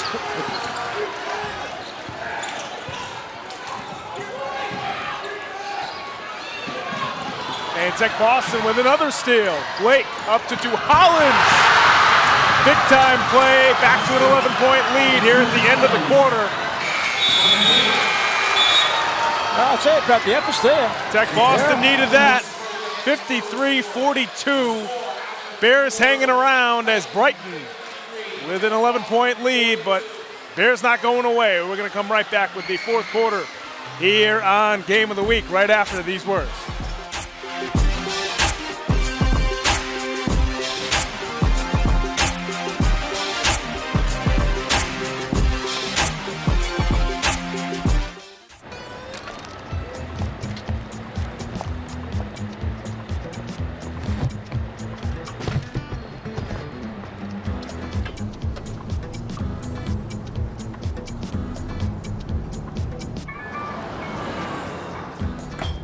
It's a short ride from your neighborhood to your naturehood.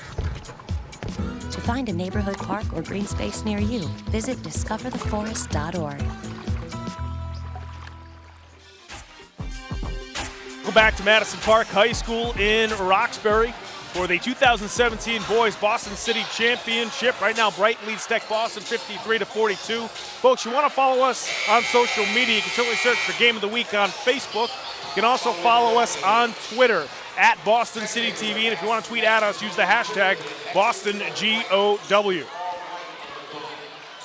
Well, I think it's going to come down to how much energy does TechBoston have left in maybe. They put out a lot that third quarter, outscored Brighton 20-10. Clark gets the tap in to go. Big fella has some good hands. Last He really he does. was a tight end. So.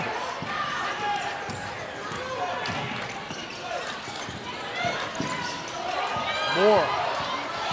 They got it the poked ball away. too much. Yeah.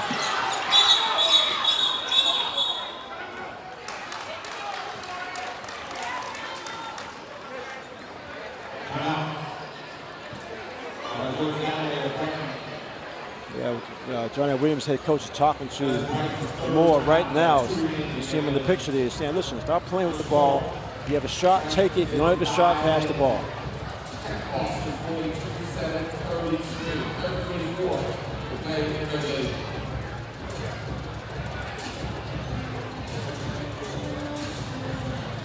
.734 left here in the fourth. You got to think if Brighton goes on a quick 6-0, 7-0 run, that could wrap it up. That could really wrap it up. Right. So this is where TechBoston's got to make some defensive stops. I mean, TechBoston right now, they're flying around on energy, all right, and youth. Because I'm no surprise. Give Coach Williams credit. He hasn't gone past deep into 7 guys. I mean, that's what he's done all year, and he's stuck with it. These guys are bringing them back in the game. They just don't have an answer for Clark right now. So Clark, the body's just too big inside once he plants himself in the post.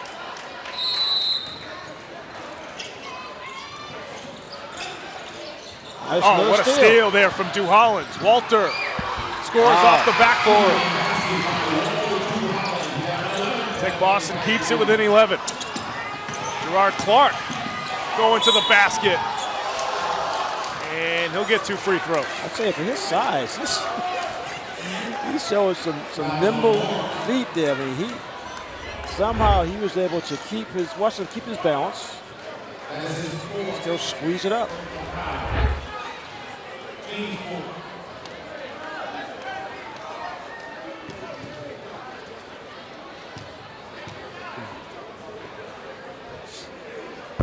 And Clark. For a team who was down 21, I mean, that was the 4th foul on Moore. They have to come out for at least a couple minutes.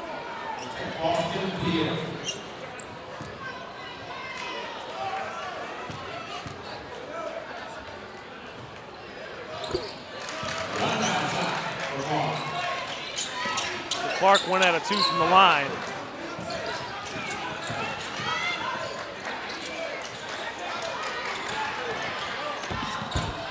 Nice pass by Blake. I don't know how he saw his teammate under there. 10-point game now as Perry gets fouled on his way to the rim.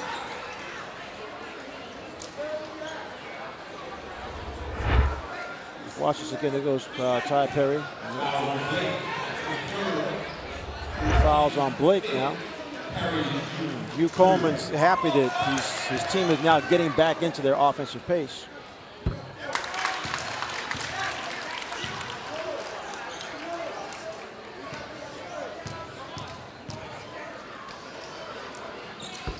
Ty knocks down both for Brighton. Gets it back to 12-point lead. And then Blake loses it out of bounds. They say it's off of Ty Perry. Clark's foot. Yeah.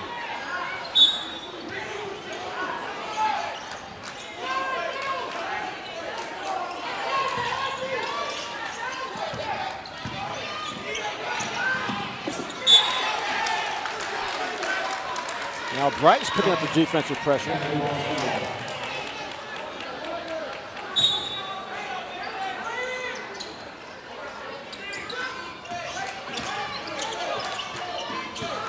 Router. That'll be and a he gets pushing fouled foul. top of the key. Galloway.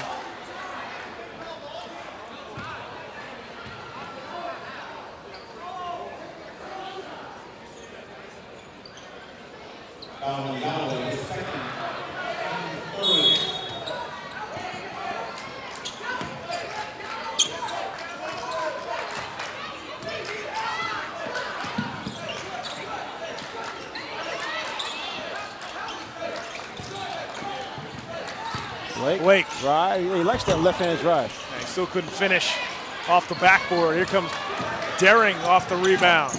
Up to Clark. Tap in good from Michael Daring.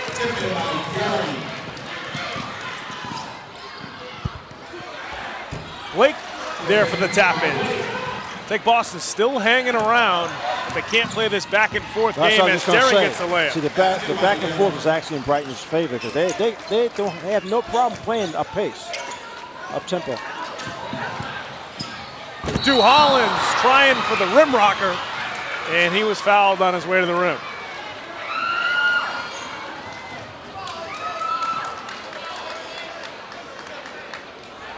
See, with all this up and down, you see him trying to get the dunk.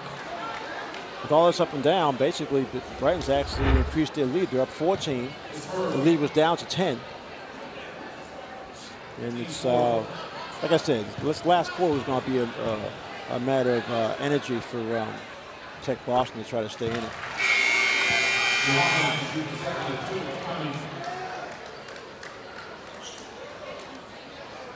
Yeah, Quincy Taylor back in for Brighton, add a little more size.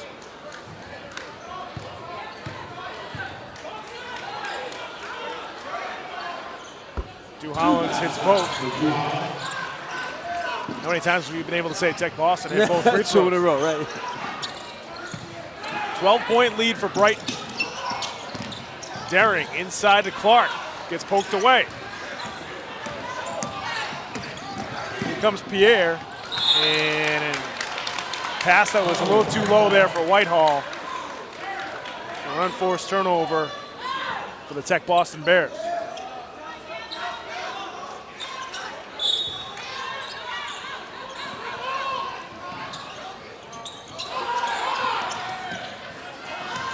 Play by Blake. And Blake gets fouled. Couldn't quite finish. I got 2 free throws there. Blake's had a couple of plays like that where he just hasn't been able to finish. He's just all over the place. I mean, he's actually playing so the safety in the back of their full court pressure. That time got pushed. Chance to get the game back to 10 points.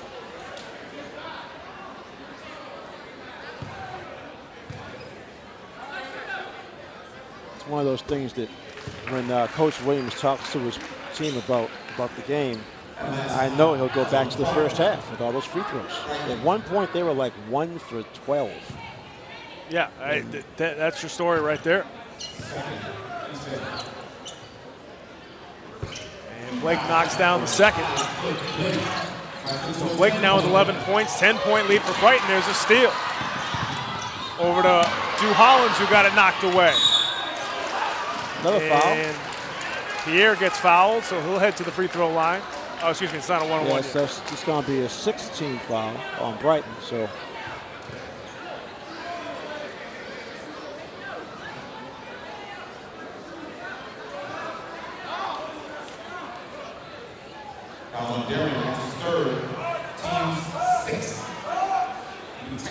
Well, with 5:24 to go, actually, this aggressive going to the basket for TechBoston can help get them back closer because they can stop the clock every time they drive and get fouled.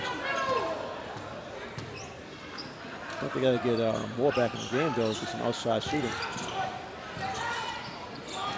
And that gets stolen away by Crawford. Daring for 3 off the back rim. Quincy Taylor with the offensive rebound.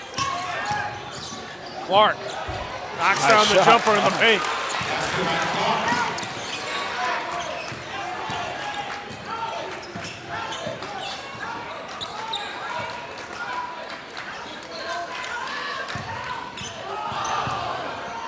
Stu Hollins working inside.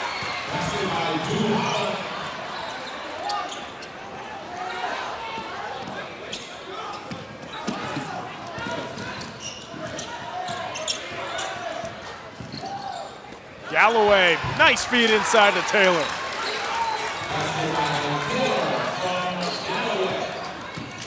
You can see TechBoston wearing down a bit now.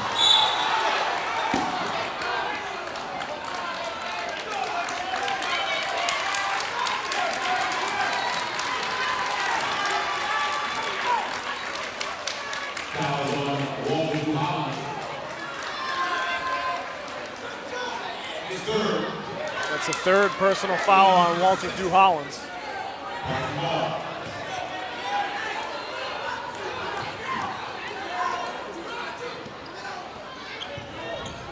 This is the type of sort of control game that I thought Brighton was going to. I think they're trying to get into it in the third quarter with that big lead. But. And Galloway loses it out of bounds.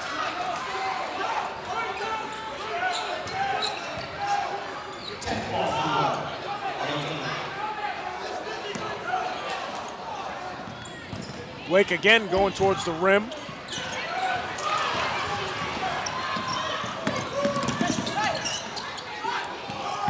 Rod Clark, no good on the dunk. Duhollis with the loose ball. Whitehall gets the lefty lay-in. Back to a 10-point game.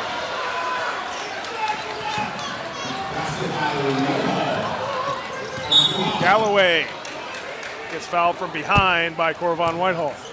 Well, it's 1-1, so again, chance for TechBoston to catch their breath first while Galloway goes to the free throw line. And you see the layup just before the block attempt. Hey, give TechBoston a lot of credit because seemed like they were just dead in the water, down 21 at one point.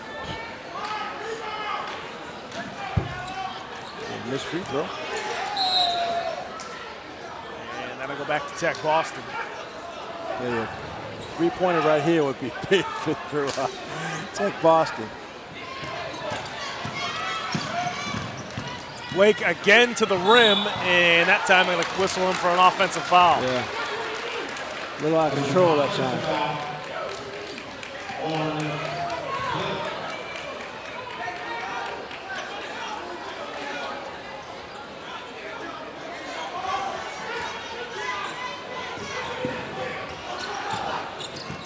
Galloway.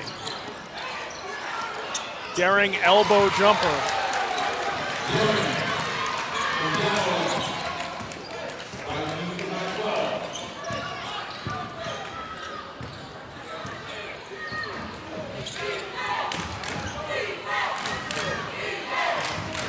Moore tries to feed it inside. It's stolen away by Jordan Galloway. Up to Daring. Michael, unselfish from Taylor to Gerard Clark.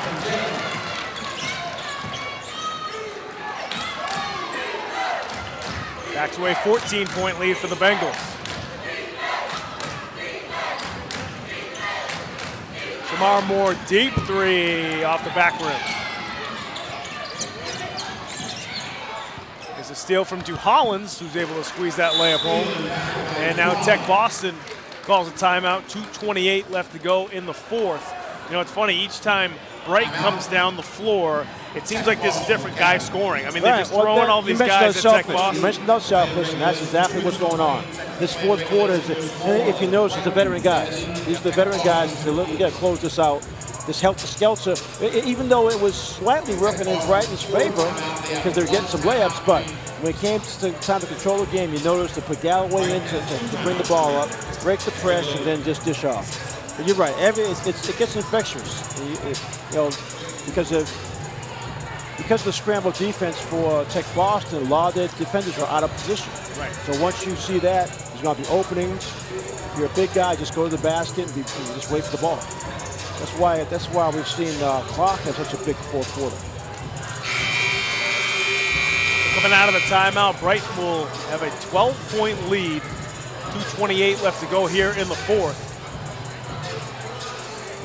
TechBoston's got to get some outside shooting going. Well, the thing, TechBoston, they give them credit. They didn't make Brighton work at the end of the third quarter and all this fourth quarter so far. But like you said before, you start matching hoops when you're down 15, 18 points. It's just not going to do any good. Galloway lays it down to Taylor, who couldn't finish. Daring picks up the loose ball. Taylor no good on the putback. Crawford with the offensive rebound. Clark tries a jumper. Brighton with a ton of offensive rebounds. You're seeing a tired team from TechBoston. And Browder loses it, but Pierre is able to hang on, then he loses it out of bounds. I'm sorry, that's Whitehall.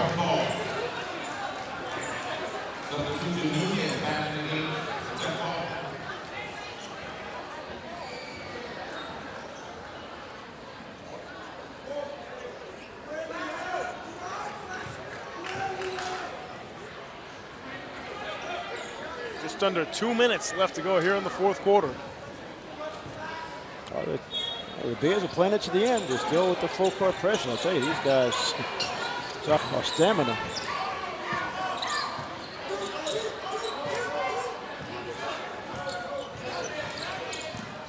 Galloway going baseline inside to Clark.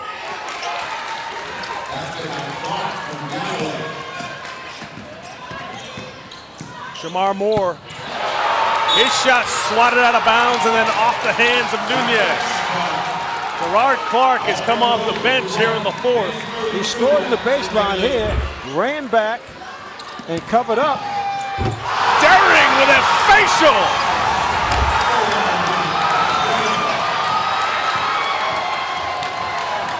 Shamar Moore tries for a three. It looked like there was some contact.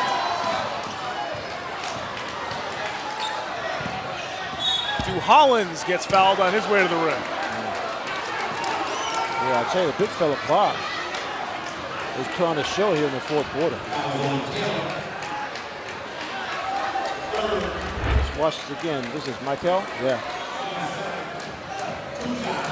Daring slamming it home there for the Bengals. Yeah, Blake's legs are just about gone.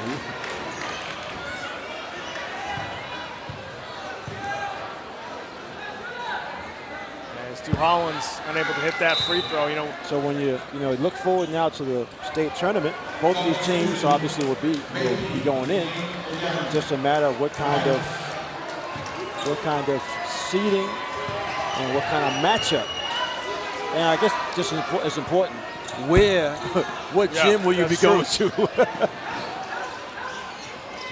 City teams have had history of struggling by going out of town and having tough matchups. When we talk about TechBoston and New Mission, as here you see Clark get fouled on his way to the bucket. Teams like New Mission, TechBoston, Jeremiah Burke, they'll all make the state tournament. They're all smaller teams. Right. And you wonder, you talk about seeding and matchups, which team are they going to face in the first, second round? If they face a bigger team like Brighton, that's the key to the whole thing. That could just be a bad matchup for them, even if it's a home game in their own gym. Whereas tonight we've seen that Brighton can go big and be effective. Clark has had a really impressive fourth quarter. Actually, entire second half. Clark missing both free throws. They're 1-1, less than a minute to go. Is well-deserved championship for Brighton. I tell you, they close game, and then they were able to break it open, taking advantage of a bunch of turnovers by TechBoston.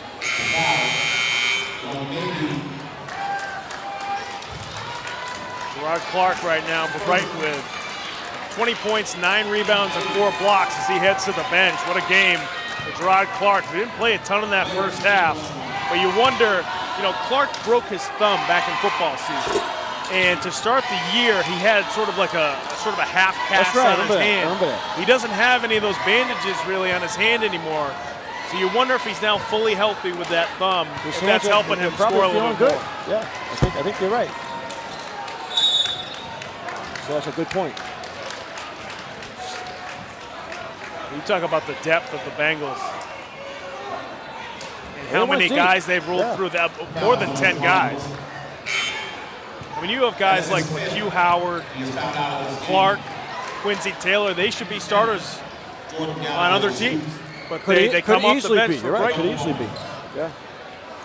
I mean, Brighton, if you really look at between probably New Mission and Brighton, on paper at least, a appear to have the best. Well, the thing is, when I say they appear to have the best chance to go deep in the tournament, because I think they'll have slightly more favorable matchups in the early rounds. Right. So that all plays a part in how successful we can be. But it's one and done. So anything can happen in the tournament. Right.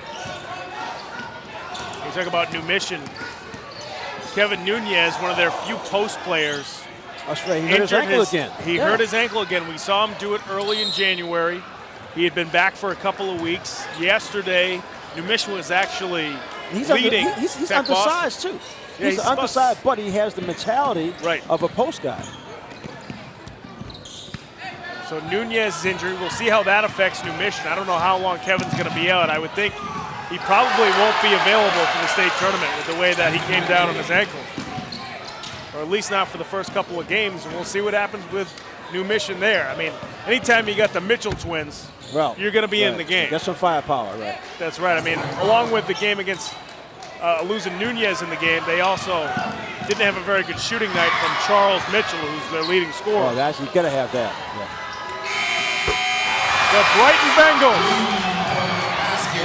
defeat the TechBoston Bears 76-64 in the 2017 BPS Boys City Championship. The Bengals regained the city crown and a very good performance start to finish. I mean, that first quarter, TechBoston, came away with a 3-point lead after the first, but then from then on, it was all Brighton. They showed their depth, they showed their size, they showed why they're one team that we could look throughout this state tournament that could go make a real nice run. That's exactly how I look at it, because I like the fact that Hugh Coleman decided, let me go big. He put both Diaz and Clark in at the same time. Right. And when I first saw it, it seemed like he was giving up some quickness, but they played it smart. They slowed it down. They went inside the Clark. They went inside the Diaz. And then Diaz got poked in the eye, so he sat down. But Clark, that just opened the door for him. Right. He was, because when he got on the box with that little drop step of his and really good hands, he finished. He was like player of the game just in the second half. That's right. And you really don't see that often. Right. You really don't. But that's how impressive he was. Football player, we talked about him being a tight end and a defensive end, and still got that bulk, obviously. Makes me think he probably likes football more than basketball. But he kept all that heft on him. Right. And he can run some guys over after catching a couple of passes. Right. Very impressive win here for the Brighton Bengals tonight. They are your 2017 Boys Boston City champions. Folks, we're going to head to break. When we come back, we'll have our Game of the Week MVP and the final stats here from Madison Park High right after these words.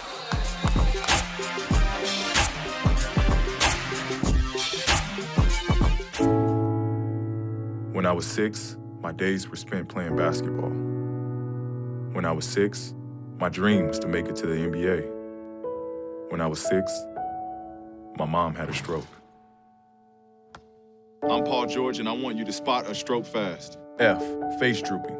A, arm weakness. S, speech difficulty. T, time to call 911. Protect the ones you love. Spot a stroke fast. When I was in foster care, I never knew when I would have to move, so I always had my suitcase ready to go. Then one day, I was adopted. My new parents opened their hearts and home to me. My parents cook my favorite breakfast for me every morning. My parents take me on trips I never thought I would go on. They gave me a home and an even better reason to use that suitcase. My parents aren't perfect, but they're perfect for me. They said I have troll teeth. That my voice sounded like a possessed baby doll. That no one would ever love someone as stupid as me. That I was fat, ugly. Disgusting. The effect of bullying is potent. We will no longer be the silent majority. Now, when you see online bullying, there's something you can do about it. We're gonna take action with the I. I am a witness. I am a witness. I am a witness. I am a witness. I am a witness, and so are you.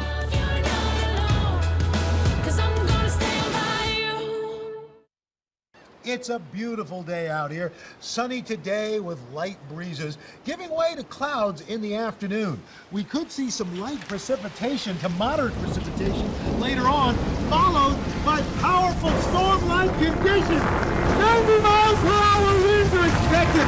Authorities are asking everyone, stay in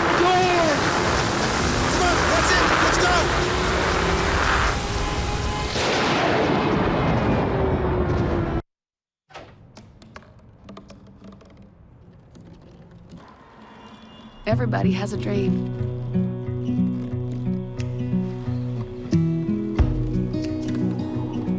Mine was to see the ocean. And with a little help, I made it.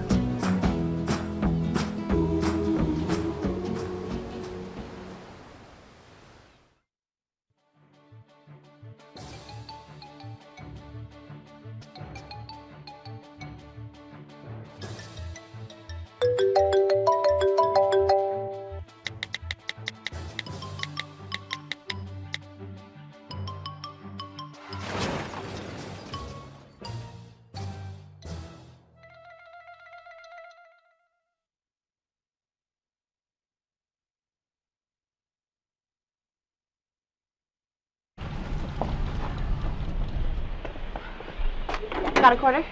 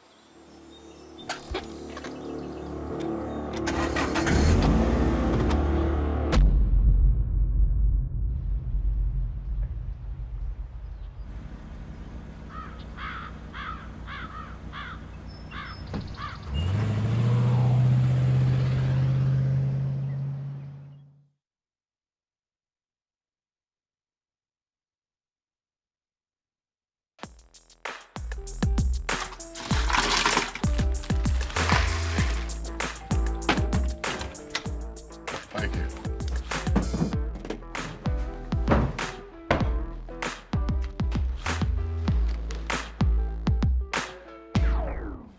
You got a king? Go fish! In your face! In your face! It only takes a moment to make a moment. Take time to be a dad today.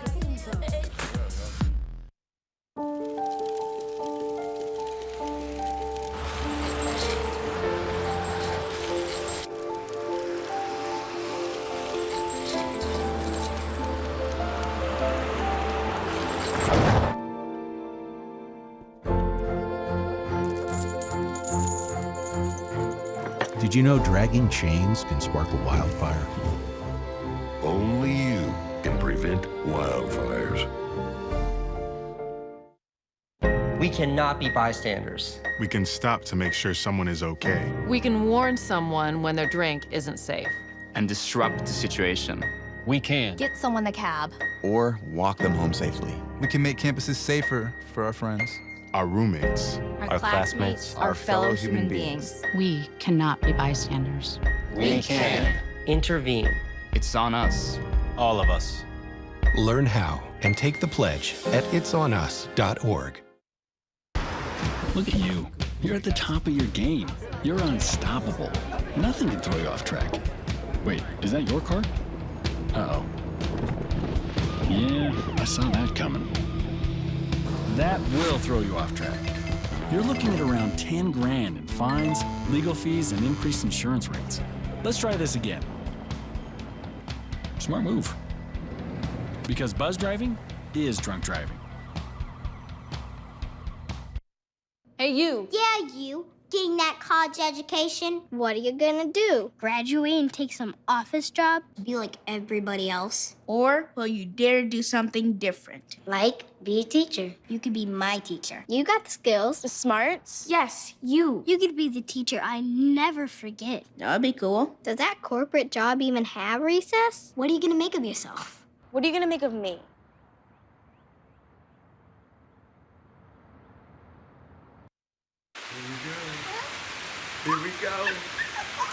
We're going to go out there in the rain. You're going to get wet. All right, here we go. Go, bro.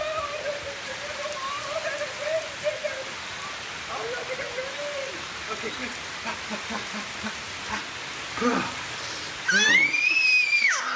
Oh, yeah. Yes. So much fun. Mwah. We're getting so wet. With the groove, show proof, keep it smooth as I bust the move. Where you step in swiftly, with me keep up. If not, just stop, pop a spot, put your feet up. Read up, pay attention, listen to the melody. Remember what you heard, got my words to the spell of me. Top notch, got them all jumping like hopscotch. Jumping rope like double dutch in the air. Show me what you got, keep it hot like the heater. You thinking you a treat, cause you're sweet, but I'm sweeter. Leader of the pack, cause they all stay behind me. I'm old school, you don't skip tracks, you rewind me. Find me, working on my craft. Open up your books to page 360. Did you just look at your phone while you was in class? You played yourself. Talking about inspirational quotes. You gotta believe in yourself. Don't ever play yourself. The key is to make it, so make it. Louise, can you give me an example of an inspirational quote? Don't play yourself. The key is to make it. And who said that? I did. Now that's a major key alert.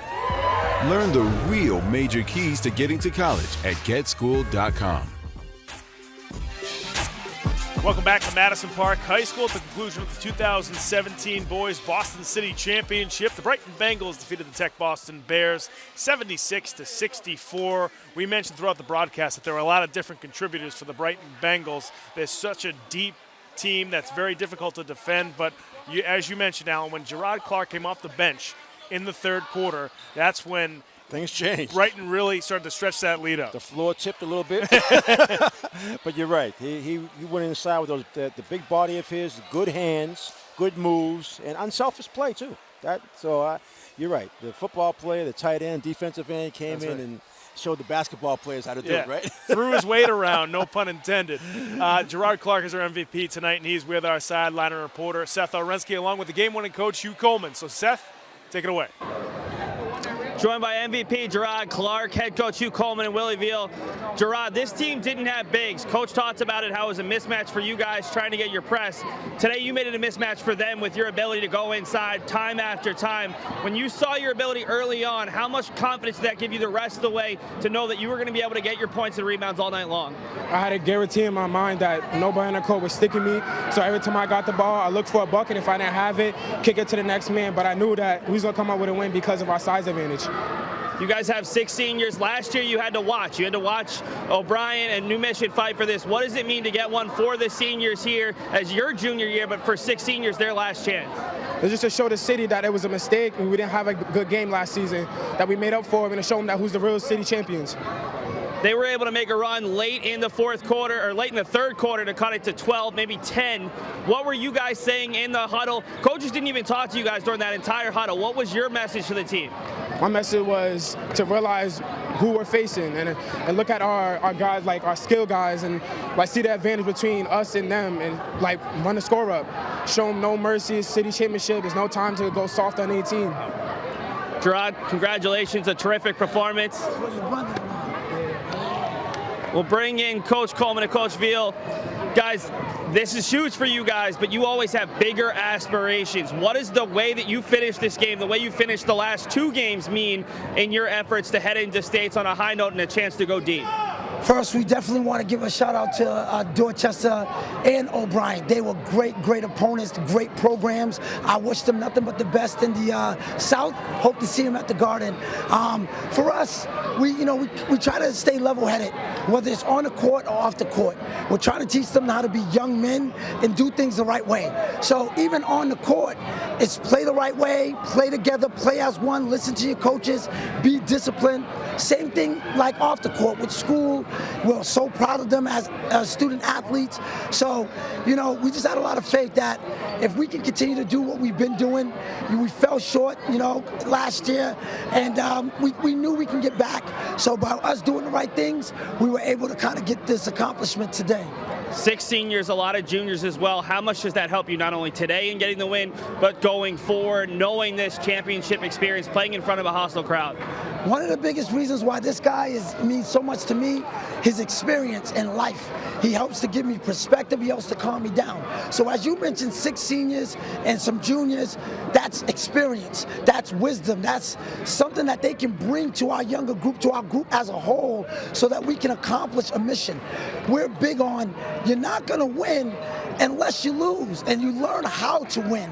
So this group here is a group that has to take some lumps, and now we are really learning what it means to win and what it takes. So that's what I'm hoping that the seniors and juniors can provide for our team. Coach, thanks so much for your time. Congratulations on the championship. It's always a pleasure watching you guys work and the matching outfits as well. Another title for the Bengals. We'll head back to the table. Thanks very much, Seth. Yeah, the Brighton Bengals now 2 out of the last 3 seasons have won the Boston City Championship, 2015 and now here in 2017. As we mentioned, they could make a nice run in the state tournament because of their depth, because of their juniors and seniors like Seth mentioned, but they've also been there before. You know, they made some pretty good tournament runs in the past, made it to the sectional finals last year, losing to New Mission by 2 points. I mean, they've gotten to that point before, so like Coach Coleman said, they've had to take their lumps, but they kind of know what to expect this time around. Well, they are pretty well set. Well, first of all, they're healthy, okay, right. And none of the key players are hurt. So that's important. But you're right. I was really impressed with the depth. I mean, they came. Not only did he come in with a bunch of players off the bench, but he changed up styles when he had to.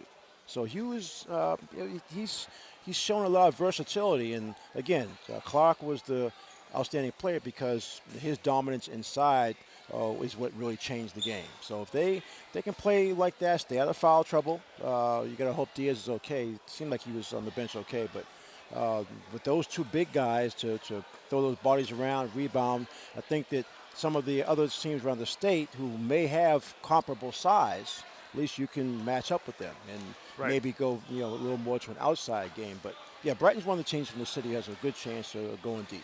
Without question. Let's take a look at the final stats from this city championship before we sign off here from Madison Park. And first up, it's TechBoston. Yeah, TechBoston made a nice run in the 3rd and 4th quarters. Hollins with 16 points, Moore ended up with 15. Blake had 4 rebounds, Moore with 3, and then 7 assists between Pierre and Moore. So give them credit. They got to the finals for the first time in a very long time, and even though they fell way behind, made a very, very good comeback to make it exciting. And then the Brighton Bengals stats. That's what Brighton clock. We talked about 20 points. Most of those inside where he's supposed to be. Daring, 16 points quietly because he really didn't. He usually gets a lot of 3-pointers. Not so much today because they moved the ball around so much, but 16 big points for him. Rebounds clock with 9. And Daring had 8. Then assists Galloway, especially in the 4th quarter when they were just trying to maintain and control the game. 9 assists. He had 6 of those 9 in the 4th quarter.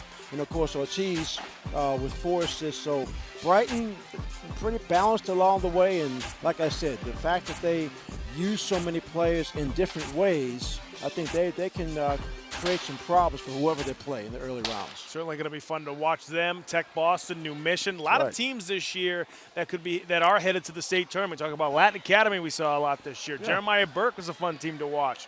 You got O'Brien, who's definitely trying to scratch an itch right now, losing a tough game last night. They're going to want to come back with a vengeance with that very talented team in the state tournament. So a lot of teams to follow. We're going to do our best to cover as many state tournament games as possible. Make sure that you follow us on different social media sites to see which games we're going to be covering. Folks, if you want to watch this game again, you can certainly go to our website. That's www.cityofboston.gov/game of the week.